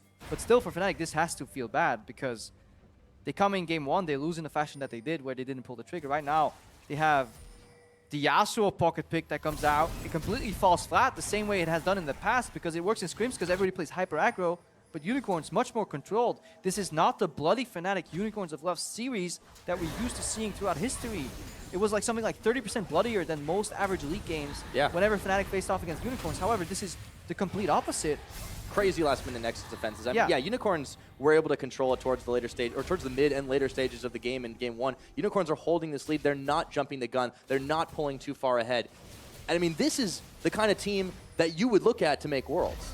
I mean, or be in contention at least. Like this style. There's still Splice, of course. There's still Splice, and it's going to be an uphill battle. But Unicorns, they failed last year. They went down 0-3 versus Origin in the final round of the Gauntlet. And they're looking for redemption, or at least make it there, but right now they need to stay alive. Oh, they do. Exile body blocking. It won't be enough. Reckless takes him down and sneaks away. That's going to be one quick kill. Fnatic, speaking of redemption, they're looking for it themselves, and still a goal deficit, but they have bought themselves some time. 18 seconds until Hylissang comes back on the board. There's a Dragon and Baron spawning pretty soon. Yeah, good pick off here. So they're looking to maybe lose an objective, but they have Visit Chachi with push pressure in the bot lane. Oh, they caught Spirit. Decent damage on Spirit here. Chachi. No Narbar. To get out. Really good hop again. He might have to burn his flash in this one, but look at the damage he's putting out on Spirit right now. No fear as he is baiting all of Fnatic away. Finally has to burn his flash, and the rest of Unicorns start to turn towards mid. Really controlled aggression by Visit Chachi. He actually knows the limits of this champion very well. Similar to how earlier, whenever Yasuo dashed in, he would just jump at the right frame here. There was no jump cancel with the pillar from Yellowstar. The pillar was a little late, which means Spirit took so much damage, and Unicorns of Love have correctly fenced off this initial attempt for Fnatic to control the objective because Karma's back right now. Mid lane's being sieged, cooldowns have been used, and now it's Unicorns in control again. Yeah, and they take a few more chip shots on the tower. And they're sending their top laner to top, which And is he's got so TP. almost anti-Unicorns. He needs to fill up his rage bar though, because else he's just going to arrive in Mininar. Still, Spirit could come in for the steal. This is a bit risky here with the Mountain Drake. Teleport comes in. Back away from it right now. They need the teleport. It's going to be spent. Fnatic knows they're in trouble. Febivin, he finds Chachi in the brush here. Febivin going low, but he's on a Vlad. Going to pull in Hemo Plague on Kikis. Turning to Chachi, who's soon to be Meganar. But will it be there in time? Exhaust. Move takes out Kikis, and now the rest of Fnatic are scrambling to try and get a kill. Move is backed away. Exile takes down Reckless. Fnatic are all falling, and it's only Febivin. Make that no one. Double kill to Reckless, and that's the ace. Oh, Fnatic got completely sucked in. Hylissang stepped forward, did a beautiful Manta Shield on all the members on his team. Fnatic tried to chase that one kill, but as he got sucked in, time kept ticking, and the rage bar on the Nard kept filling up, and they didn't manage to take Vizichachi down. And what happened there is that Sivir was alive, untouched, ricochet boomerang on multiple members. This is a major falter here for Fnatic. Look at it again. They have their eyes set on a single target. Gnar comes into the fray, they back off too far, they have the wind wall to zone, and they go in. Look, they're gonna go into the funnel, chase Vizichachi. Hylissang follows them in here to peel, and look at Veritas. He enters the fight from the backside. There's Meganar, untouched, untouched, untouched. He is simply cleaning up, uncontested as Sivir, because Fnatic, they just went into a choke point versus an impending Meganar, and that is a major team fighting mistake. And Veritas, yet again, just like we saw last game, not touching these big fights because Fnatic could not get the focus on. As a result, Unicorns clean up. They didn't even need Smite to take themselves to Baron, and now they will have it to take themselves Mountain Drake. Things are looking grim for this Fnatic team. In a crucial Baron fight, however, last game, he was the one jumping in to create some more space for Exile to do the damage. And again, Exile dealing so much damage while our eyes are always on Veritas. The damage numbers just show Exile going off here. He's always in the center. But the damage just came out, and it's all on Vizichachi's Gnar ulti there. Yeah. It was, we all saw it coming. Fnatic probably saw it coming too. They were just trying to get him down in time, but it just wasn't enough. I mean, Kikis dashed in there, but the problem with the Yasuo pocket pick is there's counter. It's called Exhaust. Yeah. And more important, it's actually, Exhaust is really strong against Yasuo. Hopefully Vizichachi can survive so we can tell this story. Might do, no flash, but they've got the tower, and now they find Spirit. The tether's on. They wanted to take him for a walk, but they might have to stop him in his tracks. Chachi leading the line as they caught Febivin and stunned him up. He's going to have to pull a big Gnar to knock Reckless and Yellowstar back into the team. It's going to be Veritas going down. Shutdown gold over to the Vladimir, but it may be too late for the rest of Fnatic. A double kill to Veritas, and they are inside the base. Yeah. Backing off, waiting for the minion wave. 2 for 2 here. They're going to Fountain here, so Unicorns of Love get access to the turret, but the inhibitor may not fall because there's only one real threat remaining here on Exile, and they're looking to take the Rise Express out. Alright, so that was a slight overchase. They didn't turn onto Febivin. Vizichachi was looking for more instead of just solidifying Febivin into the wall. Reckless stepped up in that fight, did a lot of damage. This is how it starts. Again, overreaching. Spirit stuck behind the pillar of his own support. Wind wall helps. Right here is honestly where you just turn on Febivin if you're Vizichachi, or you ulti the backline out. You play a peeling Gnar. He made the mistake of trying to go for the next kill. Like, he went for dessert when lunch wasn't finished, you know? That's not what you can do. You need to leave some time for that dessert. And then There's no way you can count your calories at that point either. Yeah. Fortunately. Gets messy, you know? The spreadsheet goes wrong. Suddenly your clothes don't fit anymore. Yeah, well, that's this game in the nutshell right now. Unicorns, they find themselves 8,000 gold up. It's a dragon advantage on top of it, and there's still Baron buff ticking here for Unicorns. A bear inhibitor down bottom lane. They have a lot of options. Yep. And honestly, to touch on that Exhaust point that you mentioned, the cool reason why Exhaust is really good against Yasuo is because when he does his ulti animation, he hangs in the air, it's like slicing his blades. The damage comes at the end of the animation. It's so easy to exhaust Yasuo ult because you can wait right before he's like done like doing his little dance in the air, and then you exhaust him, and suddenly his ulti does way less. And the majority of the effect is also the armor pen that he gets from doing that ulti. If he's then slowed down, does less damage himself, is just a super efficient exhaust. So you should always wait for him to be at the end of the animation. Yeah, and there's a decent bit of armor too between Chachi and Move to try and defend and play against it. This pocket pick has just not worked out well for Kikis. You can see it in every facet of the Unicorns' play this time around. Now they siege on 2 fronts, and they've sent Chachi down to the bottom side. Veritas with a very quick spell shield. Reckless is going to try to make something out of thin air. Can he pull the magic out of his hat? But in comes the teleport from Chachi, and Fnatic are struggling to get back to their own base. Spirit is caught up. He's going to have to burn his flash, and Chachi goes on in, and they turn over to Febivin, pools on, but will it be enough to get away? It is. Reckless exhausted. Even more damage. They find And Kikis does take out Chachi. That is a 1-for-none trade for Fnatic, but they may lose more here. Yeah, they may lose more. He could win wall to buy some times. Trading 1 for 0, but still getting a turret is something that makes the Unicorns happy. They need to be careful on the back end there. There was slight hesitation on that initial play too from Fnatic, I feel. I feel like they could have pulled the trigger much faster on the chase here. So they're definitely a lot more disjointed than they were compared to like early game 1. Unicorns, however, working as a team. He's actually not afraid to go in on the Mega Gnar, even if it costs him his life. I think that's still a worth trade. Oh, yeah. Especially if Fnatic can't get anything off of this right now. I mean, they've got 1 tower. Maybe they can pick up 1 answer, but that's not much. That's the gate point. Like, look at right here.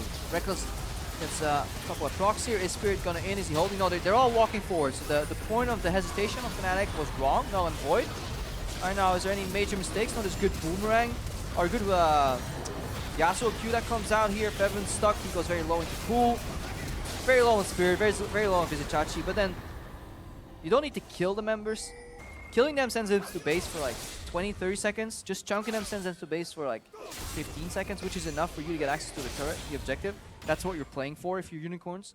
Objective-based League of Legends. 8 turrets to 1. That is almost unheard of in this matchup. Look at top tier 1 is still alive. Yeah, they've come a long way, these pink power ponies. Unicorns looking to take game number 2 here, put themselves within arm's reach of Splice and the regional qualifier finals tomorrow. 27 minutes on this clock, and well, it may not have been the bloodbath, but there's still been quite a lot of kills on either side. Yeah. Unicorns aren't afraid to pull the trigger, but they have stacked the deck in their favor. And we haven't really talked about builds at all in these 2 games. It's really good to see Veritas pick up Executioner's Calling here. Really cheap item and much benefit into the healing that comes out of Febiven. We saw the Gnar and the traditional 2-item power spike really get off, and then add the randomness to that, you know, get a little more tanky, sideline pressure here. So they're really optimizing their builds. Move as well, getting some of the extra AP damage in there. Proto Belt at least, not afraid to assassinate anyone. Yeah, Move's not had a bad game either. I mean, it's worth noting that this was pegged as a big weakness of Unicorns, is Move's performance overall. And in game 1, yes, he was shut down early, but he did his job. This game, he has done exactly what he has needed to. Yeah, but one of my main critiques for Spirit has always been that he doesn't play in unison with his team. Jungle support synergy has almost been non-existent on Fnatic throughout the entirety of the last year, honestly. It was the same thing when he was on World Elite, you know, or WE before he did the rename. But I mean, that's how Spirit has been since he's left Korea, and it has kind of bitten him a couple of times, and now we're seeing. But he's a really good pacing jungler, so he's really good when you allow him to do what he wants to do, which is farm and then create a massive lead. He's a fantastic jungler, but when the game becomes more team-based, you need to work together to get that vision. And I think that's what Unicorns have done more. They've always worked as a team, and Fnatic did it really well in the start of game 1. We can't understate that. Like the way they shut that Move, he was left with no options. Trashy weighed in Spice's jungler on Twitter too. He's like, Move could not have played that better. So Move ended up 2 levels down, and he could not have played that better, which means Fnatic did the perfect job in terms of jungle mid synergy. But right now they're looking for an answer to kind of fight this, honestly, suffocating map control from Unicorns is the best way to describe it. Look at all the vision at enemy red. So like by power of elimination, they know exactly where Fnatic is right now. Yep, spends 1 blue trinket. That's going to be for a little while. The last one that Fnatic do have, it'll come off cooldown pretty easily, but they haven't cleared it away. So you always need a ward and pit. Like it's so hard to do the. And right now, you can tell that there's a ward and pit by how they approach the brushes. If they're too careful and they're kind of fake baiting you, you gotta be like, guys, did we check pit? And that's what they're gonna do right now, because like they're like, oh, there's no way they're acting like this, or they were going for a cheeky start. Speaking of cheeky start. Oh, with the jungler in mid, this is actually a really nice play here. 2-man here, yeah. 2-manning here. And there's a quick flash burn by Move to get out of harm's way. This might have been a little too hyphy as a teleport comes in. That's gonna be the cancellation from Unicorns. Started that one off, but Fnatic did call their bluff, and Move is out of summoner because of it. Yeah, I mean, you can show the jungler. You don't have to put him into the enemy's face, though. Right now, Vizichachi going. Okay, he's got Mega Gnar. They get the stop off, and now Chachi's going to have to burn his own flash. Unicorns scrambling a little bit here, but Exile exhausted still, pumping out machine gun damage if he can. And there we go. It's going to be Move coming in. Reckless and Yellowstar, they separate with the pillar. Move is going to be taken down. Chachi, no, the summoner heal keeps him alive, and Febiven is isolated from his team, and he's gone down. Veritas on the return of the boomerang. Exile looking for the chase here. He's got no flash, but he puts Spirit in Rune Prison. for a few seconds. He's gonna go down. Is Exile gonna stay alive? It doesn't look like it, but Kikis, oh so low. Unicorns trade 2 for 2 on that. 2 for 2 overall. We saw VODS go to base and teleport back in. He's coming on the back end of this fight. He's got his the eyes flank. set on Reckless, and he turns to Yellow Star. He should have him. There's no way Trundle's getting away, and that's Unicorns. Are they gonna opt for Baron? It looks like it. Yeah, they're gonna opt for Baron, at least deny the vision here. They know that it's completely dark. Remember, this fight started because Fnatic was fighting for vision, which means that vision is still gone. There's no jungle here. Move is spawning in 3 seconds. Keek is going for the hero play. Reckless wants Krugs, and you know, everybody's gonna take down the Baron. Not in time to arrive here. Unicorns surprised with the teleport from VODS. Fnatic was happy that they traded 2 for 2, but then the super good flying TP from VODS came in. Alright, this is a super complicated fight.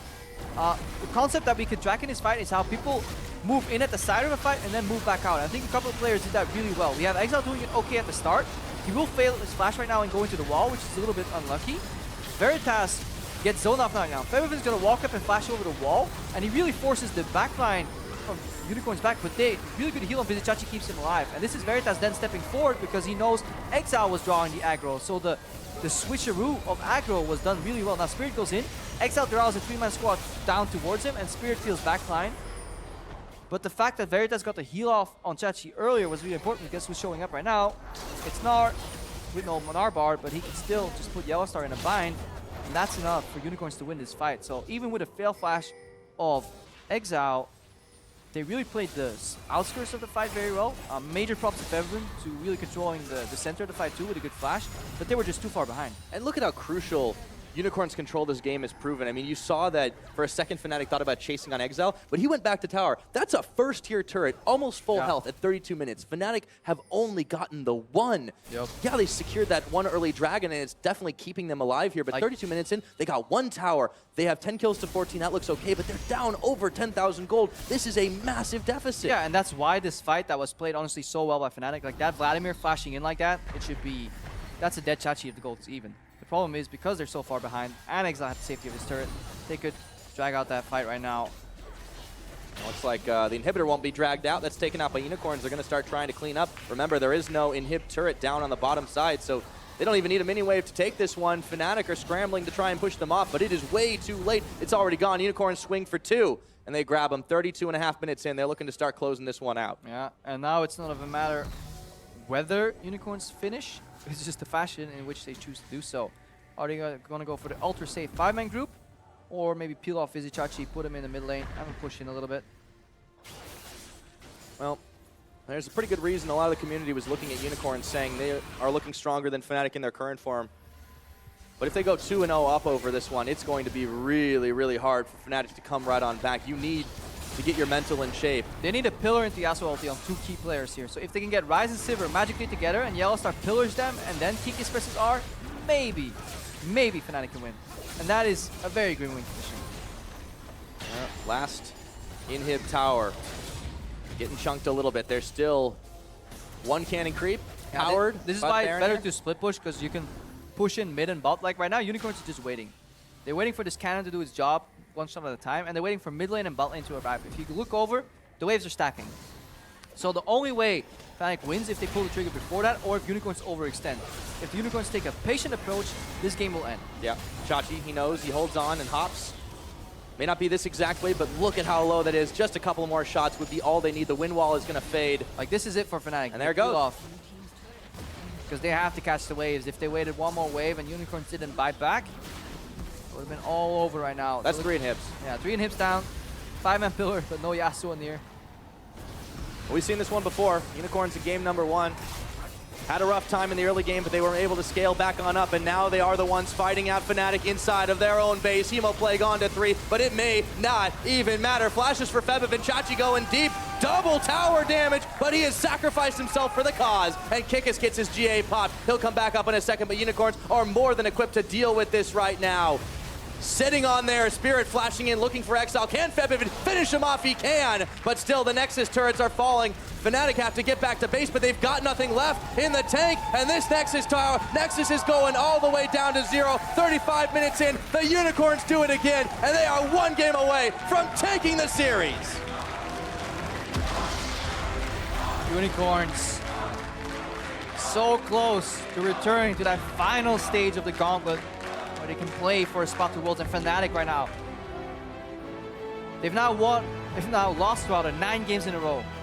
This is their largest loss streak in their last 200 games. So if things couldn't get worse, if there was ever a time It's not a record you want to LCS break. is supposed to be scripted and Fnatic are bound for the reverse sweep, it is now, because like they're looking adversity in the eye, things are not going well. There is not enough communication between the lanes and the jungler, and they picked the pocket Yasuo, you know, the surprise pick, and it just completely falls flat. Yeah, definitely wasn't enough. I like the pick and ban phase a little bit better up until the Yasuo for Fnatic, but they have got to find a lot more answers. The way they're playing in this game, I mean, this is not what we usually say a Fnatic team does. There's so many questionable decisions they made in the last several weeks. You know, they swapped out their top, and not that Kikis hasn't done well, but what does that do to team cohesion? Daler left right before the start of playoffs. What does that do to the team mentality? You don't know, and right now Fnatic aren't looking too good. A lot of Twitters, yeah. A lot of tweets is what Daler leaving does. But No maybe, more Fungineers, that's sad. Maybe they should have put the Twitter fingers, made them into trigger fingers, and actually practice a little bit more, because Fnatic right now, they're looking like a grim shade of their former selves, and I have to give props to the Unicorns for their progression, because while they're an incredibly wishy-washy team up and down, they did so well right now to develop and honestly playing with clean macro. Like the fact that there was this one dragon that they started and they sent Vizichachi back to the top lane, which means if this dragon somehow stalls out, Vizichachi will get leverage on top lane, which means Fnatic are put in a bind again where they have to return and Unicorns get a free dragon. And worst case, he TPs in, and that's the exact fight that they won, and I think they got so much off. So this is such a good play by Unicorns. They were fantastic and well-earned in this 2-0 that they've got themselves in. They're 1 game away from taking the win. Now, 2 games down, the Unicorns are on match point. We're going to hand it over to Shox and Mithy. We're going to take a closer look at how Game 2 went down. Thank you very much, guys. We are going to take a look at what happened here. And first off, I want to ask you, Mithy, about the draft and the changes that came in from the side of Fnatic. A Shen ban, a Kassadin ban. Was that the right way to go for them? I do think they should ban Kassadin. I think that it's really hard to deal with Kassadin on purple side, at least in Europe. But I think the Shen ban hurt them more than it gave them, because it basically made UOL rotate Narf early and put Fnatic in a position where they had to pick something like Aurelia or Yasuo into it, which is a very snowball matchup where if it goes slightly wrong for Aurelia or Yasuo, it's over. It is over, and then definitely what you don't want is to give that Gnar some early kills and to get him going, and that's exactly what happened, unfortunately, for Fnatic. And we want to take a closer look at the instance and what that happened in the early game. We're going to pull that replay up on the screen, and we've talked a lot about Spirit and where he focuses his attention, and in this case, it is the bottom lane where he tries to make his play, Mithy. Yeah, I think this gank is smart and it's good. They have no vision on the bot side, and UOL bot lane is overextended, but at this exact time, Trundle's pillar is on cooldown. Don't know the exact time, but it's really obviously on cooldown. If we can play the replay now, we can see, because Veritas is forced to flash out, and if the pillar was there at that exact time, he was dead, but it was not the case. And they pull the trigger here already. Spirit comes in and they try and go for now there's no pillar. They're probably saying pillar is up soon, but now it's too late. Elise is there for the counter gank, and it's a 1-for-1. But now the Gnar TPs, and we can see the double TP. Yeah, and here the important one is here. The Yasuo, as you say, he could make this even for Fnatic if he plays it correctly, is what you said. Yeah, definitely. I think right now Lucian has Fervor, so he does a lot of damage, and they're gonna trade 2 for 2. But the Yasuo is coming to help, and the wave is good for Yasuo on the top lane, so this TP is fine for Yasuo, and it's actually not so good for Gnar. But Yasuo misses his wind wall, and it just makes it so that it's a 2 for 3. Gnar gets 2 kills, and it just yeah, we're gonna look what gets happens pretty bad from there. as the teleport channels, and we think it could go even for Fnatic. But here's the moment you talked about. Here we can see Lucian doing tons of damage, and that's the wind wall. That's the main issue. I think if this wind wall was placed better, Lucian will be able to run out. He has his dash now, so I do think it could have been a 2 for 2. So that would have not been too bad. And now the second point is here the waves in the top lane, as you said. Yeah, the top lane wave right now, you can see even Fnatic is pinging the wave at this exact point. The wave is pretty bad for Gnar, so Gnar is going to be losing a lot about this TP, but what UOL does is they don't care about their Gnar situation, and instead they just push out bot, they base together, and they walk top as a 4-man unit. And what this does is it gives the UOL team a lot of tempo, which makes them get the first tower gold and also get Herald for Gnar, which means that now that Gnar has 2 kills and a Herald, he's never going to lose to Yasuo for the rest of the game, and it's just going to go downhill for It's Fnatic. pretty much over. I also think we have that replay of the Unicorns of Love going for that first tower in the end. And as you say, that is what decided it in terms of the Unicorns. Once again, even a better early game even than game one for them. Yeah, definitely. I think this play, this rotating into the top lane, it could be obvious. I do think it's a bit obvious, but Fnatic didn't react well enough to it, and it kind of caught them off guard. And 2 kills plus tower gold plus Herald buff on Gnar, which is a very strong champion if he gets ahead, is a really hard thing to deal with. So now we go into this next game. Fnatic has to win if they still want a chance. They picked red side. Where do you think they're going to go with their picks and bans? No idea. I mean, red side has been winning every game now, so they might try to get the better AD. That's something people usually do on red side, or maybe trade red side for two strong picks. I'm not sure. We will see what they do. It's the first time I'm seeing Fnatic on the red side, so they're probably trying something new. Yeah, we will see what happens. Thanks for that, Mithy. And just as a tidbit, that is Fnatic's 9-game loss streak. That is the most they've lost in 200 games. So we're going to take a quick break. And when we come back, we will have a game 3 in this best of 5, where we will find out if Fnatic can fight to live up to their legacy, or if love truly conquers all. See you in 3.5. No. Veritas, Yes? do you hear Hellsing better now? Do you hear me better now, huh? Sorry, I didn't hear. Do you hear me better now, huh? Ah, disgusting, yes. Yes.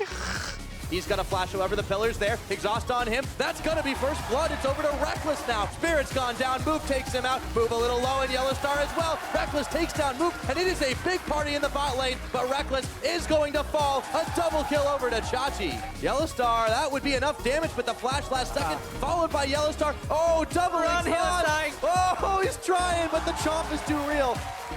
No flash, no flash, no flash, no flash. Nice. Move takes out Kikis, and now the rest of Fnatic are scrambling to try and get a kill. Move is backed away. Exile takes down Reckless. Fnatic are all falling, and it's only Febiven. Make that no one. Double kill to Reckless, and that's the 8. The Unicorns do it again, and they are 1 game away from taking the series.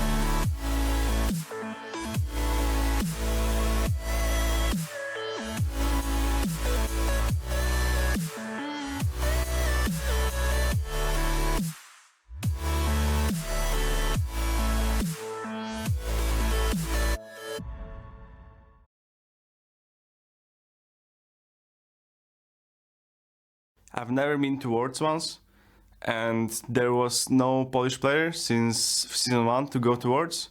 And Jankos and Van already qualified, so I really want to join them because it's kind of history for the Polish scene that I will go at the same time as them, because it's not gonna be them going only since like Shushai times, but it's gonna be us three, and I'm not gonna forgive myself if I really miss that chance.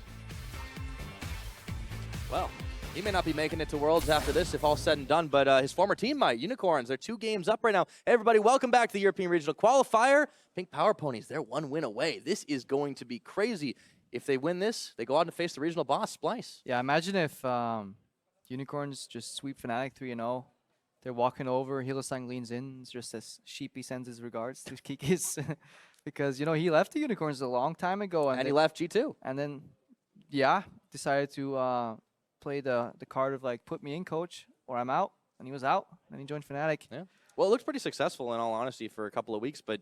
Yeah, there's more issues than Kikis in Fnatic. It's a cohesion issue, honestly, in Fnatic. But that's actually the strength of the Unicorns, surprisingly, which is that cohesion. And as much as we have faulted them over time for maybe misreading the meta, not playing as macro as they should be, they have consistently kind of fought their way back throughout numerous roster changes. The amount of times they've changed and have had to try new things. And yes, they struggled for a while. The fact that they can have this performance in the gauntlet, setting up for, honestly, a 6-0 sweep all the way up to Splice is impressive. Huge. Very huge for Unicorns. I mean, and this is some of the tightest play we've seen from them in quite some time, and it would be a very impressive performance if they get that one out. Especially that rotation that Mithy highlighted in the telestrator that we saw earlier. If you don't know what telestrator is, it's the big television he was showing the replay on. But like the fact that they had a play on bottom, they realized the wave was in a bad spot for the 1v1 matchup, and they took that disadvantage and they turned it into an advantage by using the pushing wave as a power tool, as a battering ram to take down that first tower. Yes, it's a relatively standard play, but to think about it in all these situations is super important. And they did it, and that's the same thing they did at the start of playoffs as well. They had that bot lane push in, rotate to top lane for first turret rotation, and it's these like little nudges of macro play where they continuously have strategy split pushing before they would mindlessly group on an objective. It's super satisfying to see that from the Unicorns. Yeah, it's really, really nice. Because we had some questions. Because yesterday, they did what everyone kind of expected them to do against Giants. They rolled over them. There was one game that was very shaky. They had to come back at the end, but they still pulled it off. This is a totally different ball game at this point. Like, and they've done it in 2 fashions. In two different ways against a team of Fnatic's caliber. Even struggling though they are, this is still a team that you cannot ever count out, and they managed to 2-0 them. Yeah, game 1, they resist the pressure. They don't break. Like they had to bend a little bit. Especially Manubi he was kind of going like this a little while, like and then he snaps right back. Yeah, if he went any farther back, he was probably falling over. But then game 2, convincing, honestly. You know, silent pressure, the fact that they got kills on Vizicachi, he really was influential in all these fights. Veritas, not afraid to step in at the end of the fights to kind of finish them, whereas at the start, it was always Exile at the center of these fights, almost sometimes unnoticed. Like the way he was dealing damage out on that Rise 2 last game, surpassing Exile, surpassing his 80 carry roster. Veritas in some of these fights was also impressive. Well, Veritas was also cleaning up massively. Like, I mean, you look at Sivir and you see a utility champion that can also pick up a lot of kills, also do a lot of damage. Really good. But yeah, just ridiculous late game, and Veritas kind of went off. He barely even died that game, in all honesty. Teams are finishing their setups up. We should be going in Champs League shortly. As I say that, we're hopping in. Crapo. I still got it.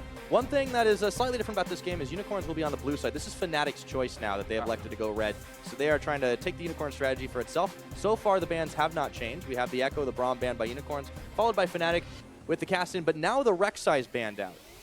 Yeah, the Rek'Sai is banned out. Let's see if the top lane keeps getting hit here.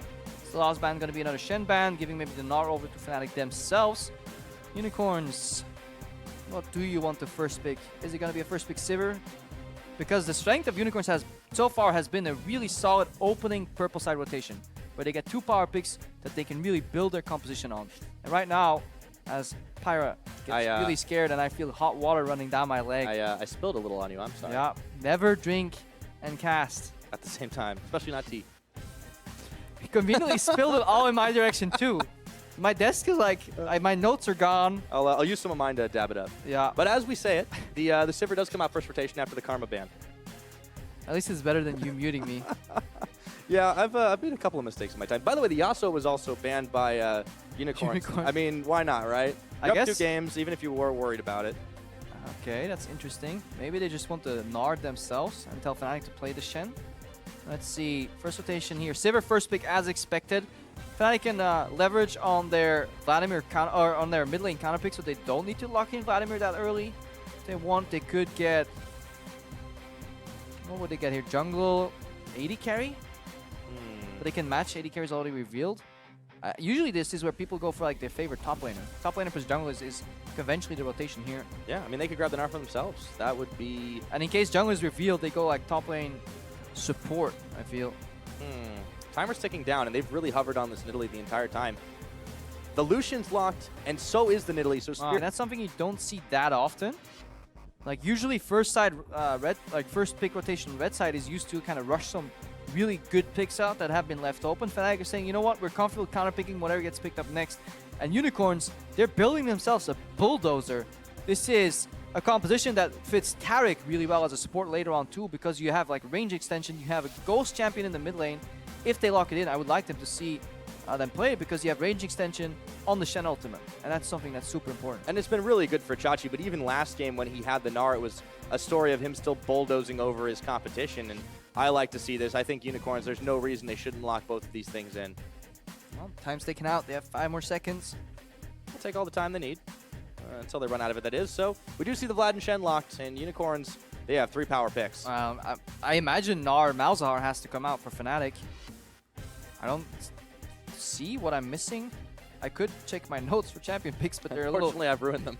There's a little bit of tea on that. Flying blind for Game 3, Greppo. But yeah, conventionally teams consider either Kassadin, which is banned, a decent matchup into Vladimir. There's been the Rise, which is okay, but Feven to me seems more like a Malzahar player. Although in his birth it was not appreciated. I remember asking him about Malzahar. He tells me this pick sucks. After the weekend of LCS where Malzahar had some crazy win rate, he's like, this champ is actually good. So maybe it just goes back to some other old champions. Comfort picks maybe what they need Fnatic right now. Yeah, could be the case. And looks like they will lock in the Trundle. Yeah, it's a flex. It's also a good matchup into Shen top, you know.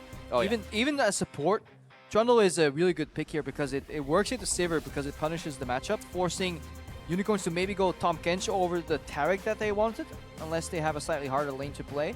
And the Taric is really, the Trundle rather is really good into Shen because he can shut down when he lands in, and Fnatic is then allowed to focus tank as opposed to having to ignore and pass it by. Yeah, so they get the Talia for Febiven. He did play that one in game number 1, but it was a different kind of matchup against the Kassadin.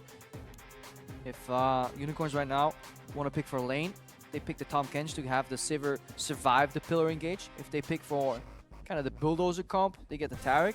If they want AFK push and maybe pick potential on this Talia that is locked in, they could go for the Bard. Yeah, and of course the Elise was always left up and available for moves, so no reason why they wouldn't want to pick that one up for him. So really good, low question marks on the support. Really good jungle support synergy on that Bard Elise here. Really high pick potential. You can move together into the enemy jungle. You can go deeper than you would normally because you always have that magical journey to get out, and if somebody chases you, they eat a cocoon or a Bard cube on the way out. They value it. Yeah. That's the last rotation for Unicorns of Love. They built a very powerful composition. Fnatic, the only question left to answer is where's the Trundle going and what is the last pickup? Well, we have seen this a couple of times, but a little more common over in NA. Oh, ooh. Don't do it. Bananas. It's so Not even one. It's so incredibly hard to play that comp. Like, no CC Soraka is so hard to play from a team comp point of view. Like, they have a Trundle pillar and they have Talia. Now, they're definitely thinking about it. They've got a lot of time before it becomes reality, but you know, this already says that Fnatic, they're questioning quite a lot here as they get into the last 15 seconds of their time. This could be game point. This could be the last game for them, I mean, and their hopes for Worlds. What a story it would be if they go for get Soraka. taken out on a Soraka, the last pick. 5 seconds now.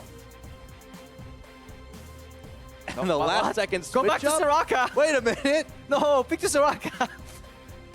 Okay. Vegas. They pick him up a Maokai. Take me back to an older meta. The Maokai I don't know comes how out. that song goes. Take me back to Paradise City, where the trees are green. Oh, well, there's one. I don't know how this is going to work out for Fnatic right now. They've got a tank matchup, but one that we have not seen in a long, long time in the top lane. Wow. All right, Tonk versus Tonk on Maokai. They actually have some additional CC right now. They're definitely gonna be struggling in a 1-3-1 kind of point of view, so they're gonna play 4-1, just hard engage with teleport flank. I mean, Gnar was available. Yeah, Gnar was available. Even I know that. It's just maybe they scrimmed it. Maybe it's a secret weapon, you know. All right. Well, I thought the Yasuo was. Maybe this is the LCS script, you know. 0-2 down, last second remaining. Shh! Don't give it away. Lock in the Maokai, boys. Oh man, this is going to be a tough task for Fnatic. 2 games down, and the Unicorns are within grasping distance of that final rendezvous with Splice. As Nico the Pico steps out on stage first, shake hands with Sheepy, who's getting there just a little bit too late. That's all about the mental game between the coaches. Make him wait for you. Make him wait for you. Oh, yeah. Well, if you guys think the Unicorns can clean this one out, sweep it away, hashtag UOL win over on Twitter at LOL Esports, or is Fnatic going to fire back and start living up to that legacy hashtag FNC win? We will find out. The crowd is pumped. And a lot of Unicorns fans out there looking pretty happy right now. Fnatic fans waiting in anticipation. Could this be the final game? We will find out as we load up onto Summoner's Rift. Here we go. Game 3, Unicorns, Fnatic. Who's going to take it?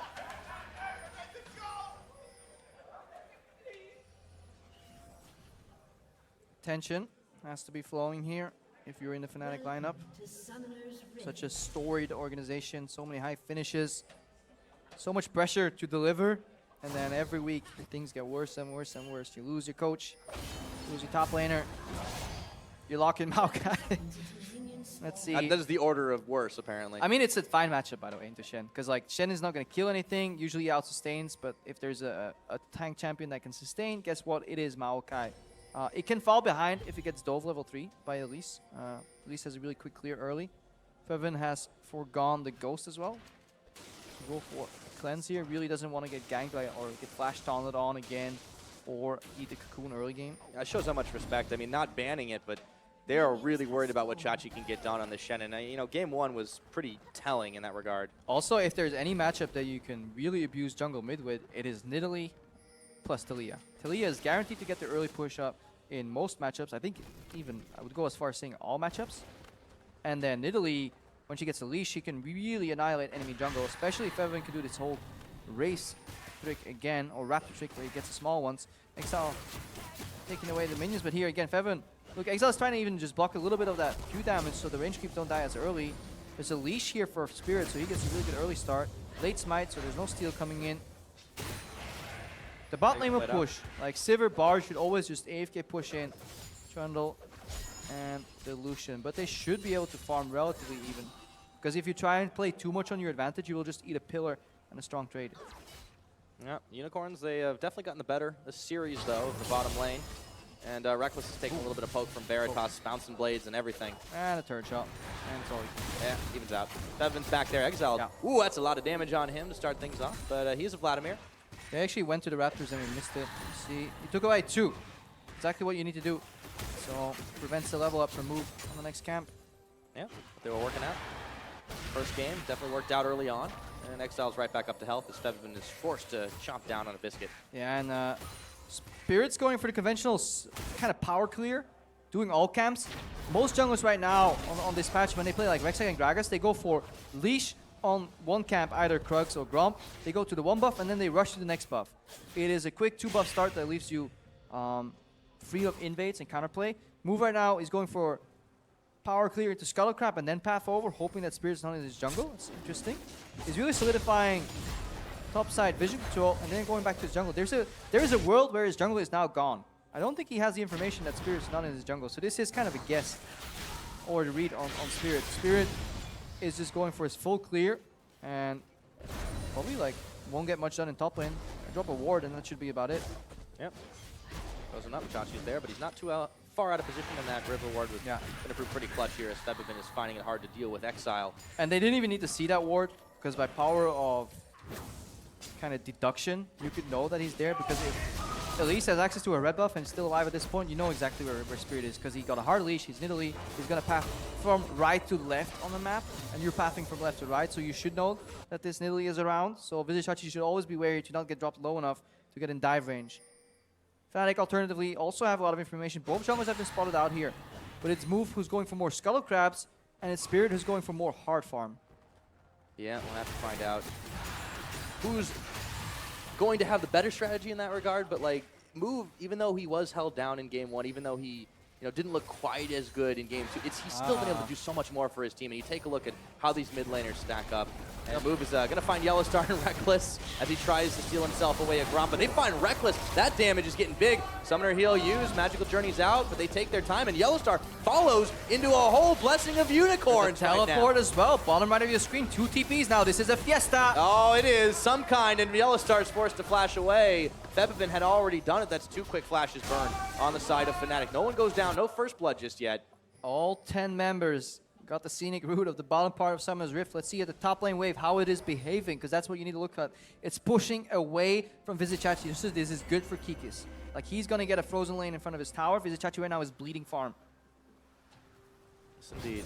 Saying and Veritas continuing to bully, push up, and something we didn't talk about, but another Infernal Drake start. I mean, this has been like a blessing for Unicorns, and Yellising makes a little bit of a mistake, but he's got a journey, and that was pretty magical.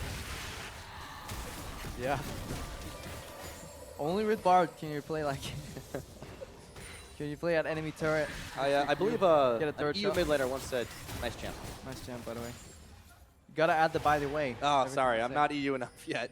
It's been 2 years, I'm trying, all right? It's really dangerous for me to hang out with those guys, because I start talking like them all the time. Right now, Kikis is catching that wave. He's still down 6 CS here. He was the first one to teleport. Spirit looking to keep that minor CS advantage alive. In the end, not much came of it. But the problem was that the majority of flashes that were burned were on the side of Fnatic, it seems. 2 for 1. Yeah. 2 for 0, actually. Summoner heal only on Veritas, yeah. So a minor exchange in favor of Unicorns. Fevin was allowed to base here on a decent timing. He gets the early Negatron cloak. It's really important into the Vladimir matchup, because it really negates a lot of the poke, and it allows you to still use your base damage to kill the minions. Like in a Taliyah matchup, you fight the minions, not the champion usually. And you just get the push pressure, and then you can roam. Yep. Ooh. This is gonna fail one time, because that pillar can block off the entrance of the portal and knock you out of it. So it's a dangerous game that Hylissang is playing.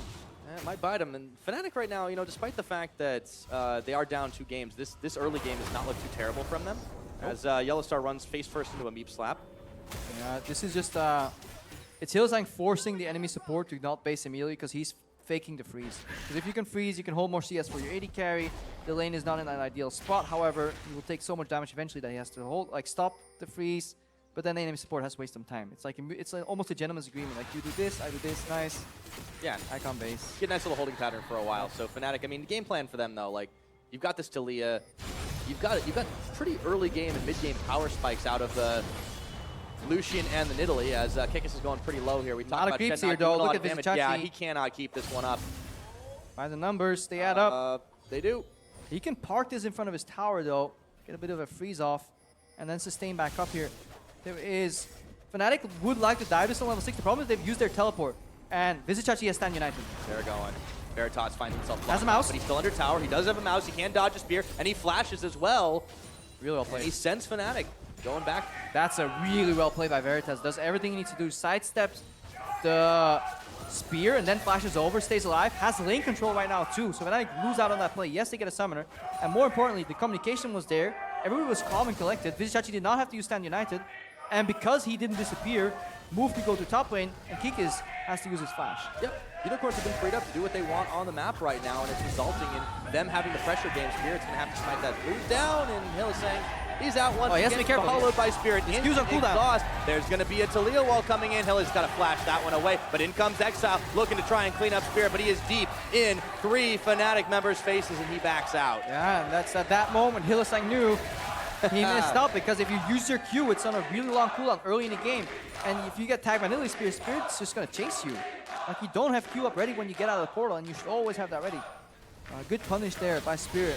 Luckily for him, the flash at least came at the expense of Reaver's Wall. But look at how things have started to change. Move is the one now counter-jungling on Spirit, who does pick up at least his small Raptor, so that's something. And that's just how it goes. Fnatic, they are still finding themselves on the back foot. And with such a storied, long history of success, you would think they would have a bigger head-to-head, but those two games we've seen earlier made it back and even. They came into series 6 and 8, and because obviously the Unicorns are 2-0 right now. It's all time. They're looking for the victory. Even after put themselves ahead on that series all time. It's a very storied one for sure. In this best of 17, Unicorns looking to win. They're playing the long game. Yep. Several players later in a couple of splits. It's like when you play rock, paper, scissors, and you start at the best of 3, and you're like, no, it was best of 5. Yeah. No, best of 7. Or tic-tac-toe. Yep. You take your pick. Sometimes you switch games. They'll start going in here to try and clear some more wards out, but this is the point where the lane breaks in terms of Fnatic's favor, because Sivir does not get combat stats from Milk. She gets mobility to get out of fights there, but both like Tempered Fate and On the Hunt are utility spells. But Culling and the Trundle ultimate give you Subjugate, had to look it up, give you so much kill pressure here. But right now, kill pressure on Vizicachi. Okay, flashes first. And there's the twisted advance, flash forward for Spirit, and that's first blood. Really cleanly executed here, not trying to juke or throw a spear out at the risk of juking, waiting for twisted advance into flash connect spear, shift forms and execute there, and they're looking to trade a turret for Dragon here. It's a race though. We need to look at the turrets too, but it should handily go to Fnatic. Yeah, that's going to be the first Dragon, but we know that hasn't necessarily been as valuable as the first turret gold. And Fnatic should be the ones picking that one up since they only had Veritas on the tower itself. So with Spirit, Kickus backing away, Spirit finishes that one off, gets himself the gold, and Fnatic get to pocket the rest of it. They have themselves a gold lead. Yeah, and they bounce the wave here, so they make it so that Kickus after this play can still farm. Look at how they took their time killing the turret. It's not because they couldn't do it any faster. They waited for enough enemy creeps to die so that when the waves meet, yet again, the next blue wave at the remnants of tier 1 tower top lane of the Unicorns, the next blue wave will arrive sooner. It'll push in and it will bounce back, and the minions will push towards Kickus, who can then comfortably farm under this tower, as well as forcing Vizicachi to overextend farming that lane. So Fnatic have definitely still got a few tricks up their sleeve. They find themselves with this lead, but they are going to need to keep it going if they want to fight themselves back in this series. Remember, 2 games down.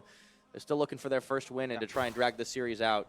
This Maokai pick is in a good spot right now. One persistent trade for the early Merc trade. Minor CS deficit. He can get a taunt really easy. He's no longer at risk of really dying to an all-in of Elise and Shen because he has so much magic resistance already. So the top lane is kind of secured here. Kickus has his teleport ready so he can join bot side. And Fnatic, they have the kill pressure in the 2v2 with Lucian Trundle versus Sivir Bard. So there is a lot more risk right now for the Unicorns in the way they're playing their lanes. Well, you know, we always think maybe you go up 2 games like this and you might start to play a little more reckless, a little more cocky in that case, but it's just not happening here. Unicorns are unable to find any more. They do get the taunt off of top side, but Kickus is nice and healthy, and Chachi's just going to keep wailing away, but that bark is tough. Yeah. Not much else to be said for it, but I mean, Fnatic, you know, they've curled, defense curl, you know, it's a reason it's still a decent Pokemon move, because sometimes when you're backed against the wall, you need to be able to find a way to outlast and outlive, and this seems to be the game plan. Sending their jungle to the bottom because he has no role to play in top side of the map, no role in mid lane area because it's just a kind of farm and push thing that Fevin has already covered. Vizicachi right now. Move on the other hand, yeah, he's coming. So the Looking taunt is not there. There's the repel. He does jump forward, point blank. That's going to be the Vengeful Maelstrom and the flash at Kickus. Yeah, he's safe. Good magic resistance. This means there's a cross-map play possible. Kickus can base and go for teleport bot lane. Move cannot arrive here in the bot lane, so Vizicachi can join, but this will still be at best a 5v4. They're going to on the hunt here. Short-range magical journey just to get to the other side of the turret. Teleport's coming, and Febiv is coming right into the taunt of Vizicachi, and now it is a party in the bot lane, and that was not a good Bard ulti at all. Reckless is managing to take out Veritas, but meanwhile Febiv goes down. No one's happy with that play. Yeah, I said 5v4. That was under the assumption that Exile would roam down and join this party with his ghost, but Unicorns did not see it coming, and they had a 5v3. But even in that exchange, because they played it so well, it's only a 1-for-1 here, so Unicorns with a magnificent defense on the play. Yeah, they did lose Veritas, but he was dead to rights in any case, and Chachi, they just played that out well. 13 minutes on this clock now. Still, only the first tower had fallen up in the top side. And the wave is in a bad spot top lane too. We'll get back to that later. This is how it all starts. So Kickus is low. He's telling his team, guys, we can dive bot lane right now because Spirit's going from behind. Spirit does not connect. This portal here is so good because it throws people off that they're suddenly behind the enemy turret. It gives more time for Shen to land. Veritas is exhausted. Nobody gets access. Everyone gets an instant taunt into cleanse. The bar ultimate misses just a little bit. Let's just chunk it down to a zoning ulti, and as Fev walks back into the boomerang, he just gets punished here. So the 1-for-0 quickly turns into a greedy 1-for-1. Mistake by Fev. Unfortunately, there, you definitely need a lot more than that if you want to try and knock down the turrets, get themselves a successful dive. So still, low kill game at 14 minutes in, 2-1. Fnatic holding that gold lead, but it is not huge right now as Exile finds a kitty cat in his lane. He's trying to dodge out from Fev. Turns on the emo plague. He keeps on running, but he's going to get shoved right into them. Pulls out. The heal from Italy is enough to kind of avoid 100-0 here. Exile looking for more sustain here, but he kind of escapes that gank by not burning a single summoner at all. So the pressure right now is being put on Fnatic right now. Down 2 games in his best of 5. They're only up 1,000 gold anymore.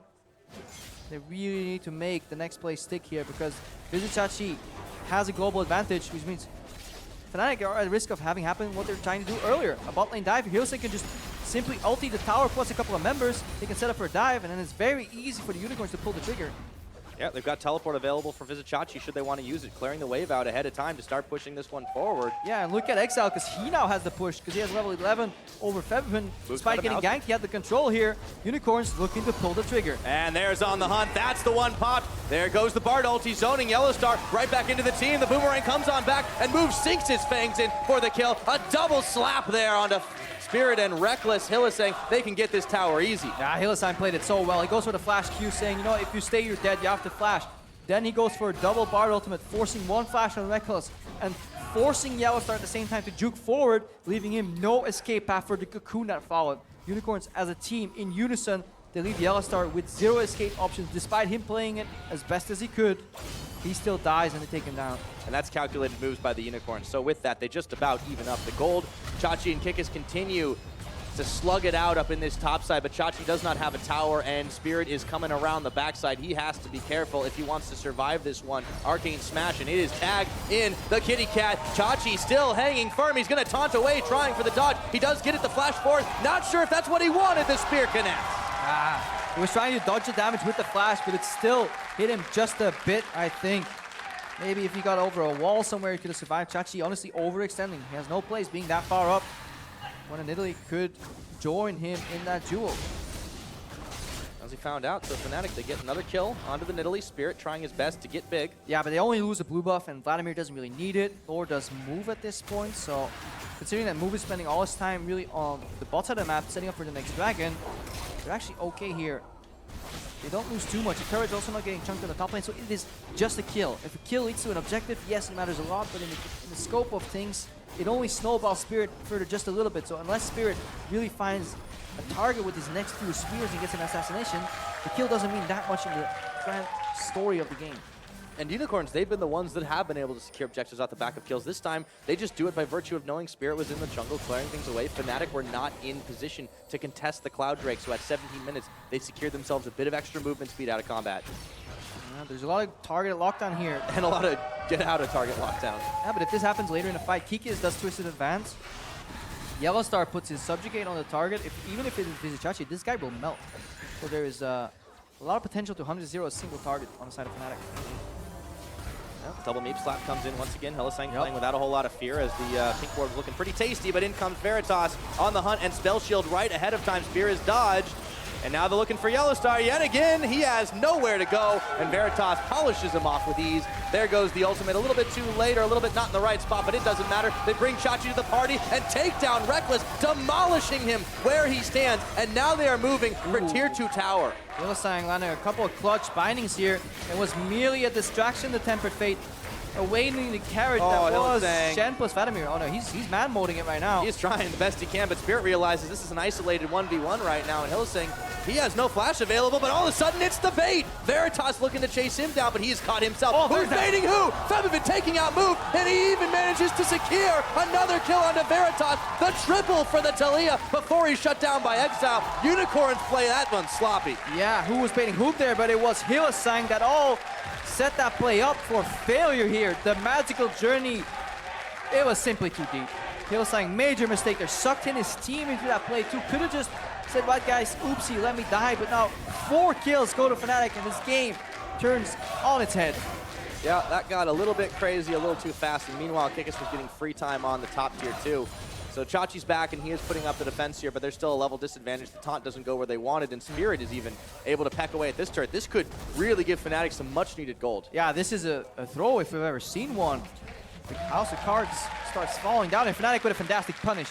They kept fighting in a situation where they were down so much. Look here, they're overextending in the bot lane, going aggressive on the bar, double stun queued up, all avoidable. There's still portal available, so this Hillsang was always fine, and like, I don't know what Fnatic is trying to achieve with this play. It almost reeks of desperation. Right now, Hillsang goes for a really long-range Tempered Fate, only to kind of just force Reckless to droop back, and that puts him in a position where Exile can always snipe him out.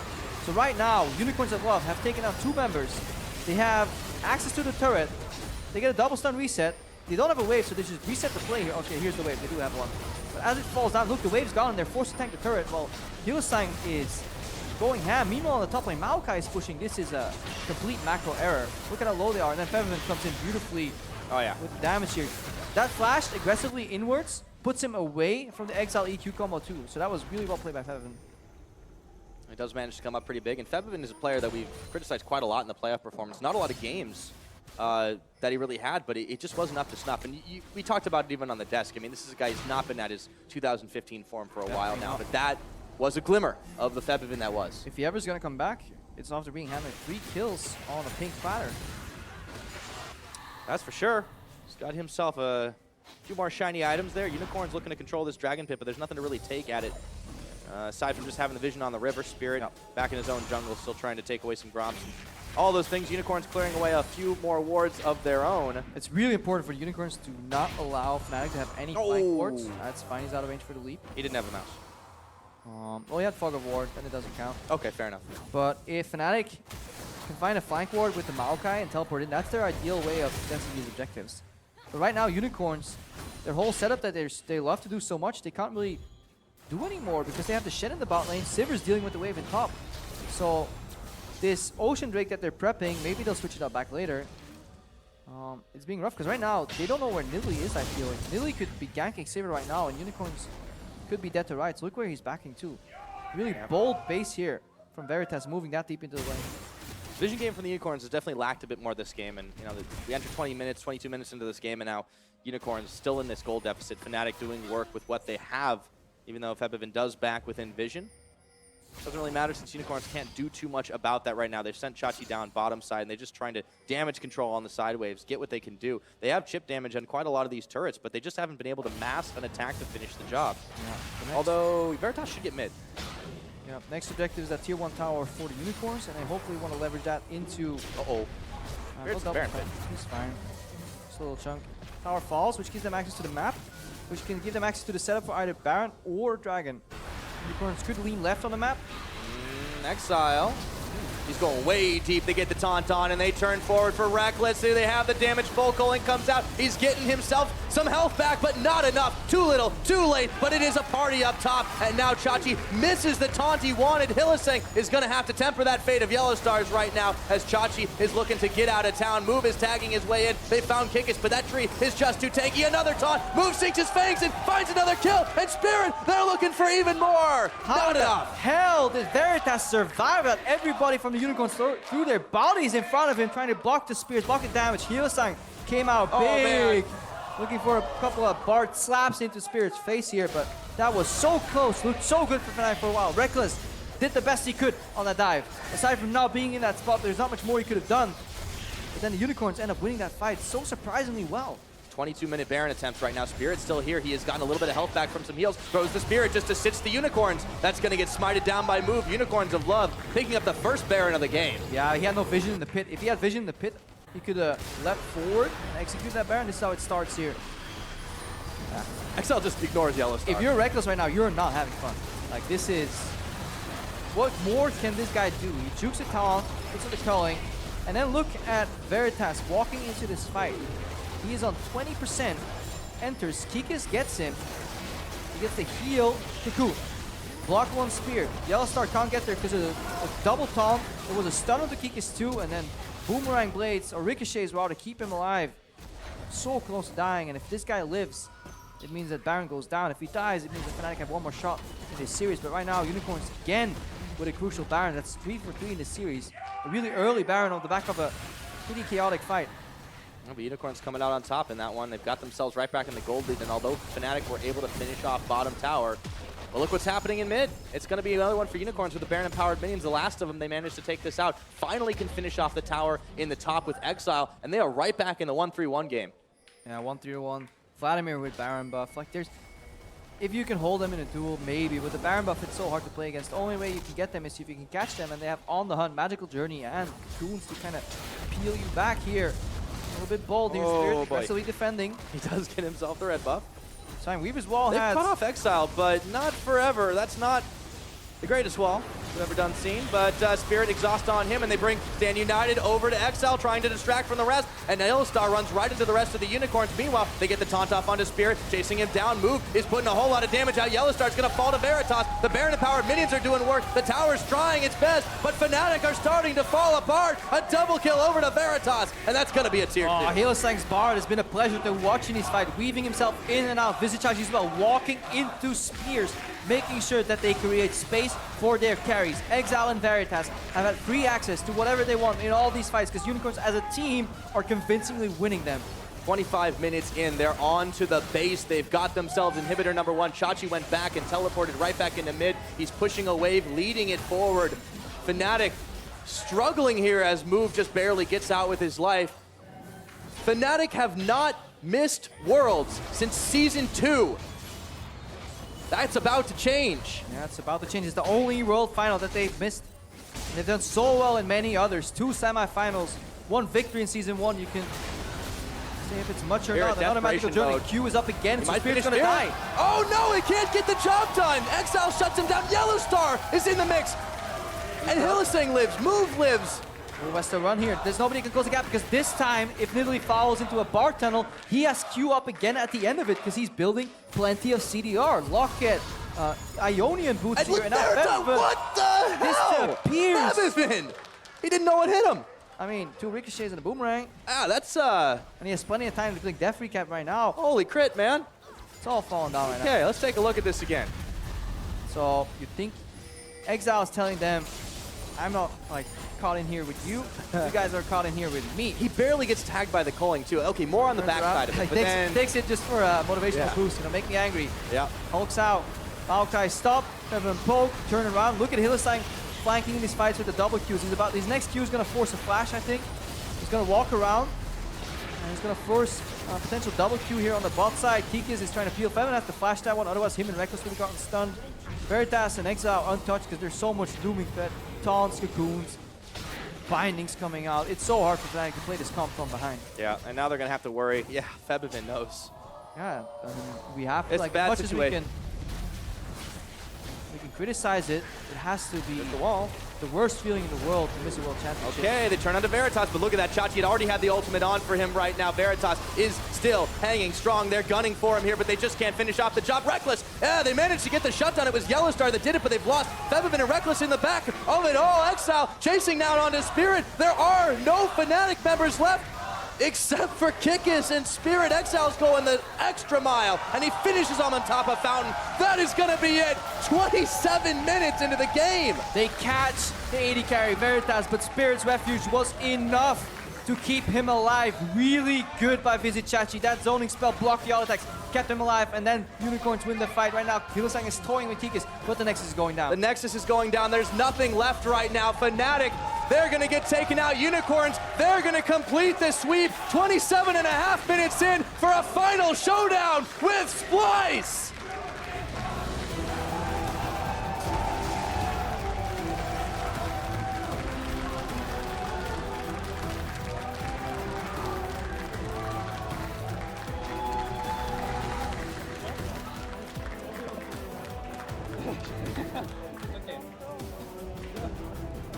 Okay, guys. We have something to improve on. Unicorns of Love Together to make it. get themselves one step closer to the World Championships. No problem. They've never been in, but they have never looked so good coming up. As a team. And honestly, redemption for this team as well.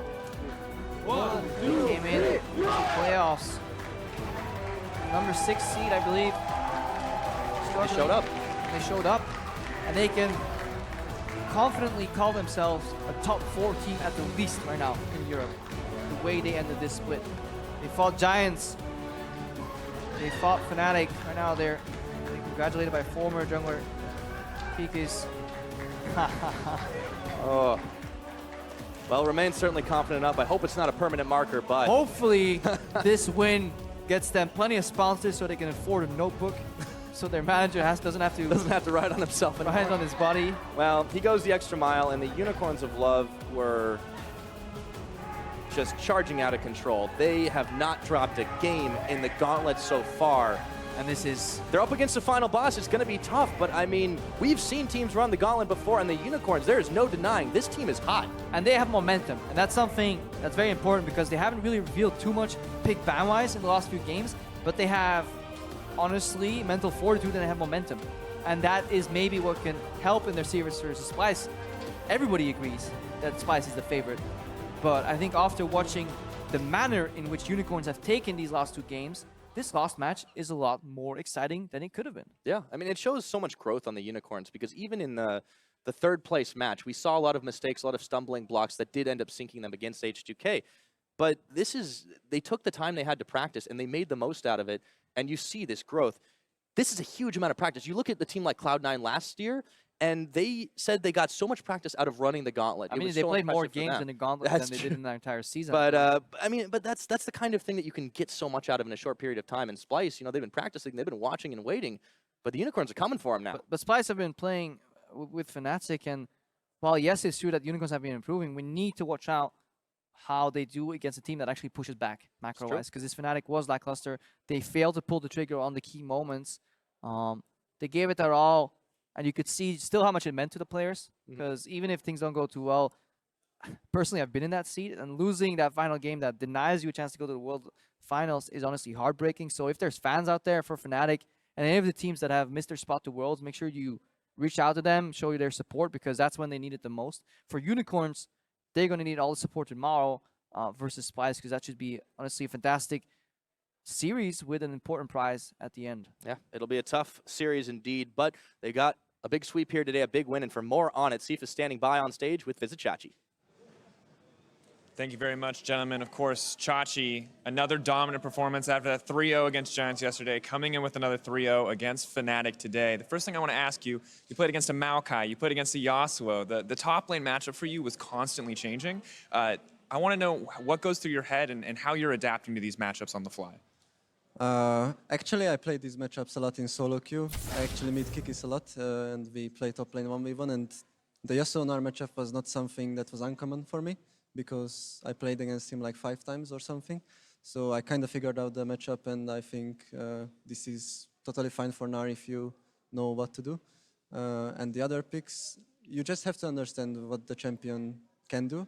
And if you figure that out and play accordingly, I think you can lane against anything, any cheese pick that the enemy can come up with. I like it. Even Colin going as far as to call it the cheese pick on the Maokai as well. Old school throwback. And Yasuo, of course, a little more aggressive. But I also want to ask you, the team looking today and just across the gauntlet, it seems like you guys on a macro level have improved so much. Kreppel calling you guys easily in the top 4 now for EU. What has been the biggest factor for your guys' improvement on a macro scale? I think it's mostly because we played against really good teams, G2 and H2K, and they pointed out clear weaknesses in our gameplay. And we try to overcome these during the weeks, but we still have some things to improve on, because we make a lot of individual misplays, like small missteps, which can affect the game against really good players that don't make any mistakes. So we need to improve on that. And macro level, I think we are fine, and there's still improvement there too, but I think we are amongst the top teams in EU in that one. Good to hear that confidence. Now, looking towards tomorrow, just about everyone has you guys painted as the underdogs coming in against this set against Splice. I want to know your thoughts on the matchup and how you feel like it's going to go. I believe Splice is in the top 4 with us as well, so it's going to be kind of an even match. I don't expect it to go like the 2 series before. But I think we can still come out as victors, because we also played 2 days in a row, which is a lot of experience advantage for us right now. They will come on the stage first time. Since like a week or something, and we have been training here for 2 days. I think this is a big advantage that we can use for ourselves. Apart from that, I think we matched them in every single lane, and we can come out on top. I like that. Once again, good confidence coming in, getting the momentum from the last 2 days. Thank you so much for taking the time to talk to me. We're going to send it over to Shox and the crew for post-game lobby.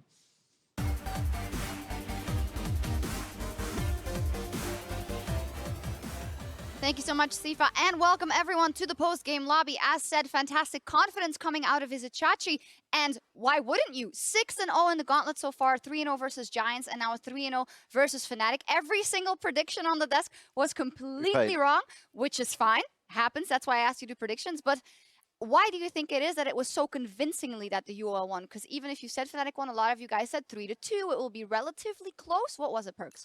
Well, I think just a lot of us expected Fnatic to get their shit together for this match today, like play good as a team, and they just let it slide, guys. And they didn't. So I expect them, if they play good as a team, that it's gonna be a really close match. But I was disappointed by some performances, and it's kind of obvious that then Unicorns is just gonna roll over them. Well, I think pick and ban today was heavily in favor of Unicorns, so we missed this man on the desk here. I think again, giving Chen and Vladimir and Sivir, so it's like a comp that just runs at you and you can't really escape from it at all. Then Lucian Trunner is kind of good into it in lane, but then Bart like negates like any playmaking possibility this duo has, and then Elise can match Rex Nidalee just fine in the jungle. So TLDR all draft? No, not everything, really. obviously, but I think Fnatic did get outdrafted in maybe every game. Every game, yeah. Yeah. I mean, first But game it's not like big first game is cutoff. debatable, but the other 2 games were pretty bad. And I think that it's also the fact that I don't think Fnatic really showed any improvement. Maybe UOL just improved a lot and didn't really show Fnatic, didn't really give Fnatic the opportunity to show what they improved on. But I feel like Fnatic didn't really push whenever they had a lead. And whenever they did have a lead, they kind of just crumbled and lost their leads everywhere. So maybe they were not patient enough, or they were overforced. I don't know, but they just didn't really do anything with their leads and just fell behind every No, game. they didn't do anything with their leads. And as you mentioned, is it then the Unicorns of Love that maybe have gotten so much better in this amount of time that we kind of didn't see what Fnatic had done at work? And in the end, it doesn't matter because they're 6-0 in the gauntlet so far, Perk. So you can't say anything, but they are on a roll and they might win the gauntlet. I mean, Unicorns is a really good team, and they have definitely improved a lot since like playing versus us and playing versus H2K. And you can see they have good players on every role, and sometimes they're a bit off, but it happens. And I still think that Splice will win the gauntlet, because I believe in my Danish Wonder Boys to take it all. So, well, I disagree here. I think UOL plays kind of really similar to what they played against us and you guys, but I think we're better in denying their strategies. Like we exactly knew that the Shen is like Vladimir key and Kassadin for them, and I think like this game as well, Fnatic bans like Kassadin on purpose side instead of buying Shen, so I think it's just most of they let Unicorns play their game. That's true. And we were really careful about that. I think like we are really careful. Shen, like 5 games. I don't know if I'm correct, but It was only 3 games. So. I out of the 6. I think he has 5 out of the 6 games he had Shen, and every game was like really convincing me by Splice. And you were saying by Unicorns. And when you were watching, you were also saying, and this is something we've said a lot of time, Vizichachi is just a very, very good player who can win his lane and take over a game with this much. Yeah. Yeah, I came to respect him more and more because every season with different rosters, he's always carrying his team. Like ever since they qualified for LCS, like kind of, even though in the beginning it was like Power Evil the star, but ever since they revamped the whole roster, he was always the shining star and always doing good no matter what champ he's playing. So yeah, shining G2 Vizichachi. Oh man, we're gonna move on. He's not the MVP though today, and as they climb towards the last challenge on the road to Worlds, Unicorns Veritas did some serious work, earning the title of MVP, and that is quite interesting. Mithy, you know, I don't know if he was underrated or if he has just stepped up this split. What do you think it is that Veritas has earned this MVP and has just been stepping up? I'm not sure. For me, personally, I never really looked at him as one of like the top 80 carries in Europe, but after playing against him in the Gauntlet, I was really surprised when I played against both of them. I think it's not really Veritas who deserves MVP, but both of them together. I think they do a good job at pressuring them up, playing aggressively and not really faltering either. And even when they have a bad matchup, they pressure you and try to force you to make a mistake. So I definitely think they're a really good bot lane, and I don't know if they were just really bad during the split or something, or maybe communication issues. I don't know, but when I played against them, they definitely seemed like a different bot lane, and I had a lot of trouble adapting to their playstyle. Yeah, I agree. Especially for me personally, it's hard to play against Hilisang's Bard. Like as you could see in this game, he's like always playing aggressive. He'll go at your tower, poke you a bit, and then tunnel out, and it's really annoying to play against. So I would just give MVP for both of the parts of the bot lane, so support and ADC. Like we are debating who should get it more, like AD or support. So it was in the end really close, and both of them, AD got it they were serious much serious balance. I think they're a much better bot lane today. As two, yeah. Also, their picks. I feel like they had a better understanding of what to pick. Severe every game. So. yeah, basically that. Yeah. A Shen in there as well. An easy game plan. No, let's take a look, because that means that Splice, or for Splice rather, a new challenger approaches in our regional qualifier finals, our Gauntlet finals tomorrow. Splice versus Unicorns of Love. Now, Unicorns of Love are 6-0 in the Gauntlet so far, and they are 5-1 over the season versus Splice. Now, I know what you're going to say. There were 2 games and the last regular day of the summer split where Splice was not playing the most serious, but now the UOL is 5-1 over that match. They have played in the Gauntlet now for 2 days. They have dominated their opponent. Splice is still with that little hangover of Krakow and not being able to beat G2 in that. So, come on, guys. You always bet against Unicorns of Love, but do you want to change your vote? I do. You do? I'm wearing the pink tie, and I feel like UL's playstyle against a team, like no offense to Splice, but I don't think individually they're gonna be able to like put down a lot of the UL pressure, and they might crumble. But if they do come up this week and step up from their finals and play a much better individual game, they will win against UL. Well, for me, I would bet 3-2 for Splice. I think Yamato will make notes, and he will see what we did well against Unicorns and what Fnatic did wrong today. So like he will know what to do, and I think Yamato can take the series but the thing is, on his back. Yeah. The thing is that UL has won both games 3-0, right? So Yamato doesn't really have that much to work with. Yeah, he has the losses of us and you guys, but UL can adapt too. Yeah, sure they can, but I see the faith in you. You're going. Yeah, I still think Splice is like better as a team. So I think if they didn't collapse like mentally after losing to G2 3-1 in the finals, like because the last game they played against you guys on the stage was really bad from them. Like they tilted super hard. I mean, so if they no problem. Sorry. Oh, that's if they came back from it, I think Splice. I mean, they are favorites for sure. Yeah, I was gonna say what you guys were in Krakow playing versus Unicorns of Love. You looked more convincing than Splice did versus G2, but obviously G2 was maybe a couple of levels ahead of them. What would you say? I would like to say that we did adapt during the series, and the first games I was caught off guard by the playstyle of the duo lane. I'm sure every other lane felt the same in the same way, and versus UOL. Oh yeah, versus and I feel like aggressive. Yeah, and I feel like during the series we adapted well, and on the last game we were warmed up and we did what we had to do. Perks, what do you think is going to happen tomorrow? I think it's really hard to say right now because Unicorns actually do looks. I don't know if both Fnatic and Giants are just not really good, or Unicorns is actually, or Unicorns is actually really strong because they had some pretty good games and clean games, and I think they really know the meta well. Like they draft the champions they should, and they draft the way they should. But I think Splice is also a team that drafts similar to them and has similar players in every matchup. Like every matchup should be like around equal. Yeah. Maybe I expect Splice top jungle duo to come out ahead than with I agree, yeah. But yeah. I think Trash is way better jungle than Move. I think it will come down to UOL making proactive plays and Splice playing well around them. If Splice defends that proactive play, then Splice will win. If Splice gets run over, then they will lose. Well, historically or during the split, we've seen that Splice a lot of times is more of a slow starter. They don't just get the advantage and snowball off that. They wait. They even get behind in a lot of cases and then counteract. So Unicorns of Love now have shown that they can take a lead early and run with it. So is that a stylistic problem for Splice? I think it might be actually because I mean I'm not sure how much is Splice used to playing against those kind of aggressive early plays that Unicorns make, and the way they play on lane, like each lane, top, mid, and bot, from what I heard, they all play really aggro, especially mid from my perspective. I don't know about like other lanes, so they're very easily to get punished too. Like if Trashy plays good, I think he can easily punish their aggressiveness and the overextension in the whole map. Well, I think every time Unicorns plays on the stage, it's hard to predict either they're gonna lose or win, because it's the most unpredictable team in the league for me. Like they always have this, as you guys like to say, the chaos style XD. I think it's getting better though. It's getting it's less chaos, but I think still they can, like if everything collapses for them, they still have it, the chaos style. So then they will just pick Bard and just run around the map and try to kill people, you know. So I think it's hard to predict match of this particular team, but as I said, I believe Splice will take them.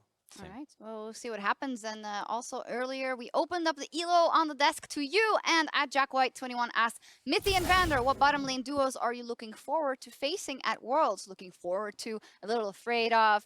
You can choose. Well, I already play against the best duo bot in the world, so Oh. I have nothing else to fear. I'd say Deft and Mako and Gorilla and Prey, just because. And Mata and Uzi. I don't really. I mean, I want to play against everyone, but I would prefer to play against Deft and Mako if I had to choose that Chinese bot lane to play against. Some bot lane. Yeah, sure, but there's a sense for revenge there. I mean, if I can choose every bot lane, then yeah, sure, I want to get as much practice as possible. But judging from what I've seen, I think Deft and Mako are really strong. They are a very big pillar on their team, and so is Prey and Gorilla. Okay. No, not so much, but they're Koreans, so they're probably fucking good anyway. Okay, that's 2 out of 3 already. Vander, of course, we know there's an H2K announcement coming soon about who will be there, but what will it be like for you finally going to go to Worlds? And we know that last year for H2K as Norge, it wasn't the best, but after the Korean bootcamp, how do you see your chances? Well, I think a lot can happen in the bootcamp. I think if depends also what like drawing you get in the group stage, right? I think we have a chance to get past the group stage and then see what we're gonna do from there. Yeah. I'm looking forward. I'm really happy. I will join the G2 crew. Yeah. G2 crew. As much as H2K's disappointment of Europe, usually. Also. Sorry, Wander, but I think H2K was actually going to be a very strong team in best of 1, because in best of series they tend to tilt and some BGs happen. Can you confirm that? Yeah, because you never tilt, right? No yeah, comment, I tilt no often, comment. but I have my team to back me up, you know. But I think in best of 1s, they have good drafts for best of 1s, and they have really solid gameplay for 1 game series. So I think they can actually surprise and easily get out of groups. I think like these playoffs, for example, our problems were that we didn't adapt sometimes in the pick and ban. Like we didn't ban Gnar, for example, like pick it or do something with it at all. And then I think we like mischose a side at least once. So, and yeah, maybe the tilt is a problem too sometimes. I don't want to talk too much about that. But I feel like you guys will get a lot of experience though from going to Worlds and just not really playing on stage, because you don't really get that many games on stage. I mean, unless you make it to the finals, but mostly scrimming all these really top tier teams from other regions for 2 weeks, 3 weeks. That makes a really big difference for it. What is a success for G2 at Worlds? What is success? I think making it out of groups is already success, in my opinion. I have the same. I just want to take it step by step. So the first step is obviously get out of the groups, which is like my biggest goal, because the last international performance wasn't best for me or our team. So I just want to take it slowly and get out of groups, and then take it quarterfinals, by semifinals, by just finals, by world champions. Yeah, why not? Why not? Yeah. So just take it one step by step, and getting out of groups is already like achievement for me. So Vander, likewise. Yeah, I mean, we want really to get out of group stage, and then, as I said, we will see what can we achieve from there. I think it's a lot up to the who you're gonna face in the groups, and then who you're gonna face after. Like if you face the best team like in the tournament, then maybe you will get out faster, like in quarters. You know, even though you were a good team. So it's hard to predict, and we're just gonna. I think we're gonna practice like harder than ever to not disappoint. Europe hopes so. Yes. No vacation. No vacation. Yeah. Vacation is over. Yeah, meme is dead. Another tweet for you, Perks, at Ignashi asks, are you wearing Crepo's clothes again? I don't actually know whose outfit this is. I do believe that might be the case. No. I'm actually, from my perspective, I'm wearing a Crepo's shirt and a QuickShot's suit. So you're just channeling all of them. Yeah, and I'm taking them home for sure. So we can see that God of Europe is a beggar, and he asks for clothes, everyone. No, but you guys look great. It's been great having you on the desk as well, and that will be it. So thank you very much for joining us. Thank you We done. for having us. And thank you for the Telestrator segment, you two. Now, Vander, you got to Yeah, do one me next too. time. Yeah. But if he was so good, I think you should keep him for. I'm pretty sure if you guys haven't checked the Telestrator, you should check it Yes, again. check it out, You guys. can see Mid's booty is like. Yeah, it's Spanish, lovely. Right? Yeah, but you did great.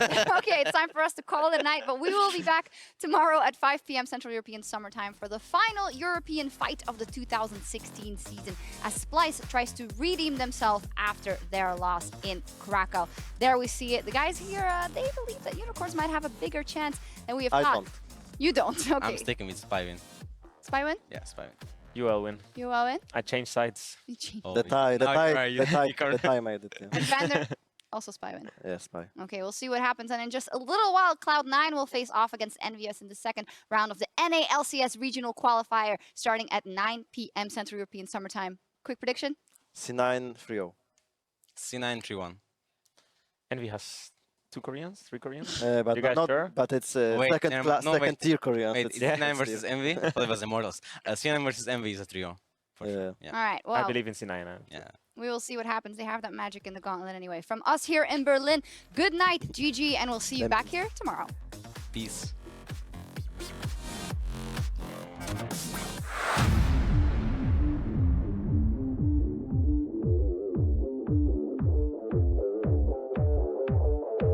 Now's about the time to put up or shut up. The champs are locked in, the players are ready. Let's get onto the rift for game one between Fnatic and the Unicorns of Love. But in comes Veritas. Reckless is surrounded, and even though Veritas goes low, they get the kill. Exile chasing down, and he just needs one more shot onto Febby. Will he get it? Yes! Throws down the tempered fate. That just buys a moment. The deadly flash. No flash, I guess. Triple or better. Okay, nice. I slow. Nice. Bleeding house, and they shut him down, but it doesn't even matter. Move has come in to try and relieve this one. Double TPs. Spirit's gone down. Move takes him out. Move a little low, and Yellow Star as well. Reckless takes down Move, and it is a big party in the bot lane, but Reckless is going to fall. Turning to Chachi, who's soon to be Meganar, but will it be there in time? Exhaust. Move takes out Kickus. Chachi to try and get a kill. Move is backed away. Exile takes down Reckless. Fnatic are all falling, and it's only Femivin. Make that no one. But all of a sudden, it's the bait. Veritas looking to chase him down, but he has caught himself. Who's baiting who? Femivin taking out Move, and he even manages to secure another kill onto Veritas. The triple for the Talia before he's shut down by Exile. Unicorns play that one sloppy. And now Chachi misses the taunt he wanted. Hillisang is going to have to temper that fate of Yellow Stars right now as Chachi is looking to get out of town. Move is tagging his way in. They found Kickus, but that tree is just too tanky. Another taunt. Move sinks his fangs and finds another kill. I need help. I got push. Kill this. Now. Okay, don't go now. I can change him. Nice. You can finish game. Yeah, finish game. Fnatic, they're going to get taken out. Unicorns, they're going to complete the sweep. 27.5 minutes in for a final showdown with Splice.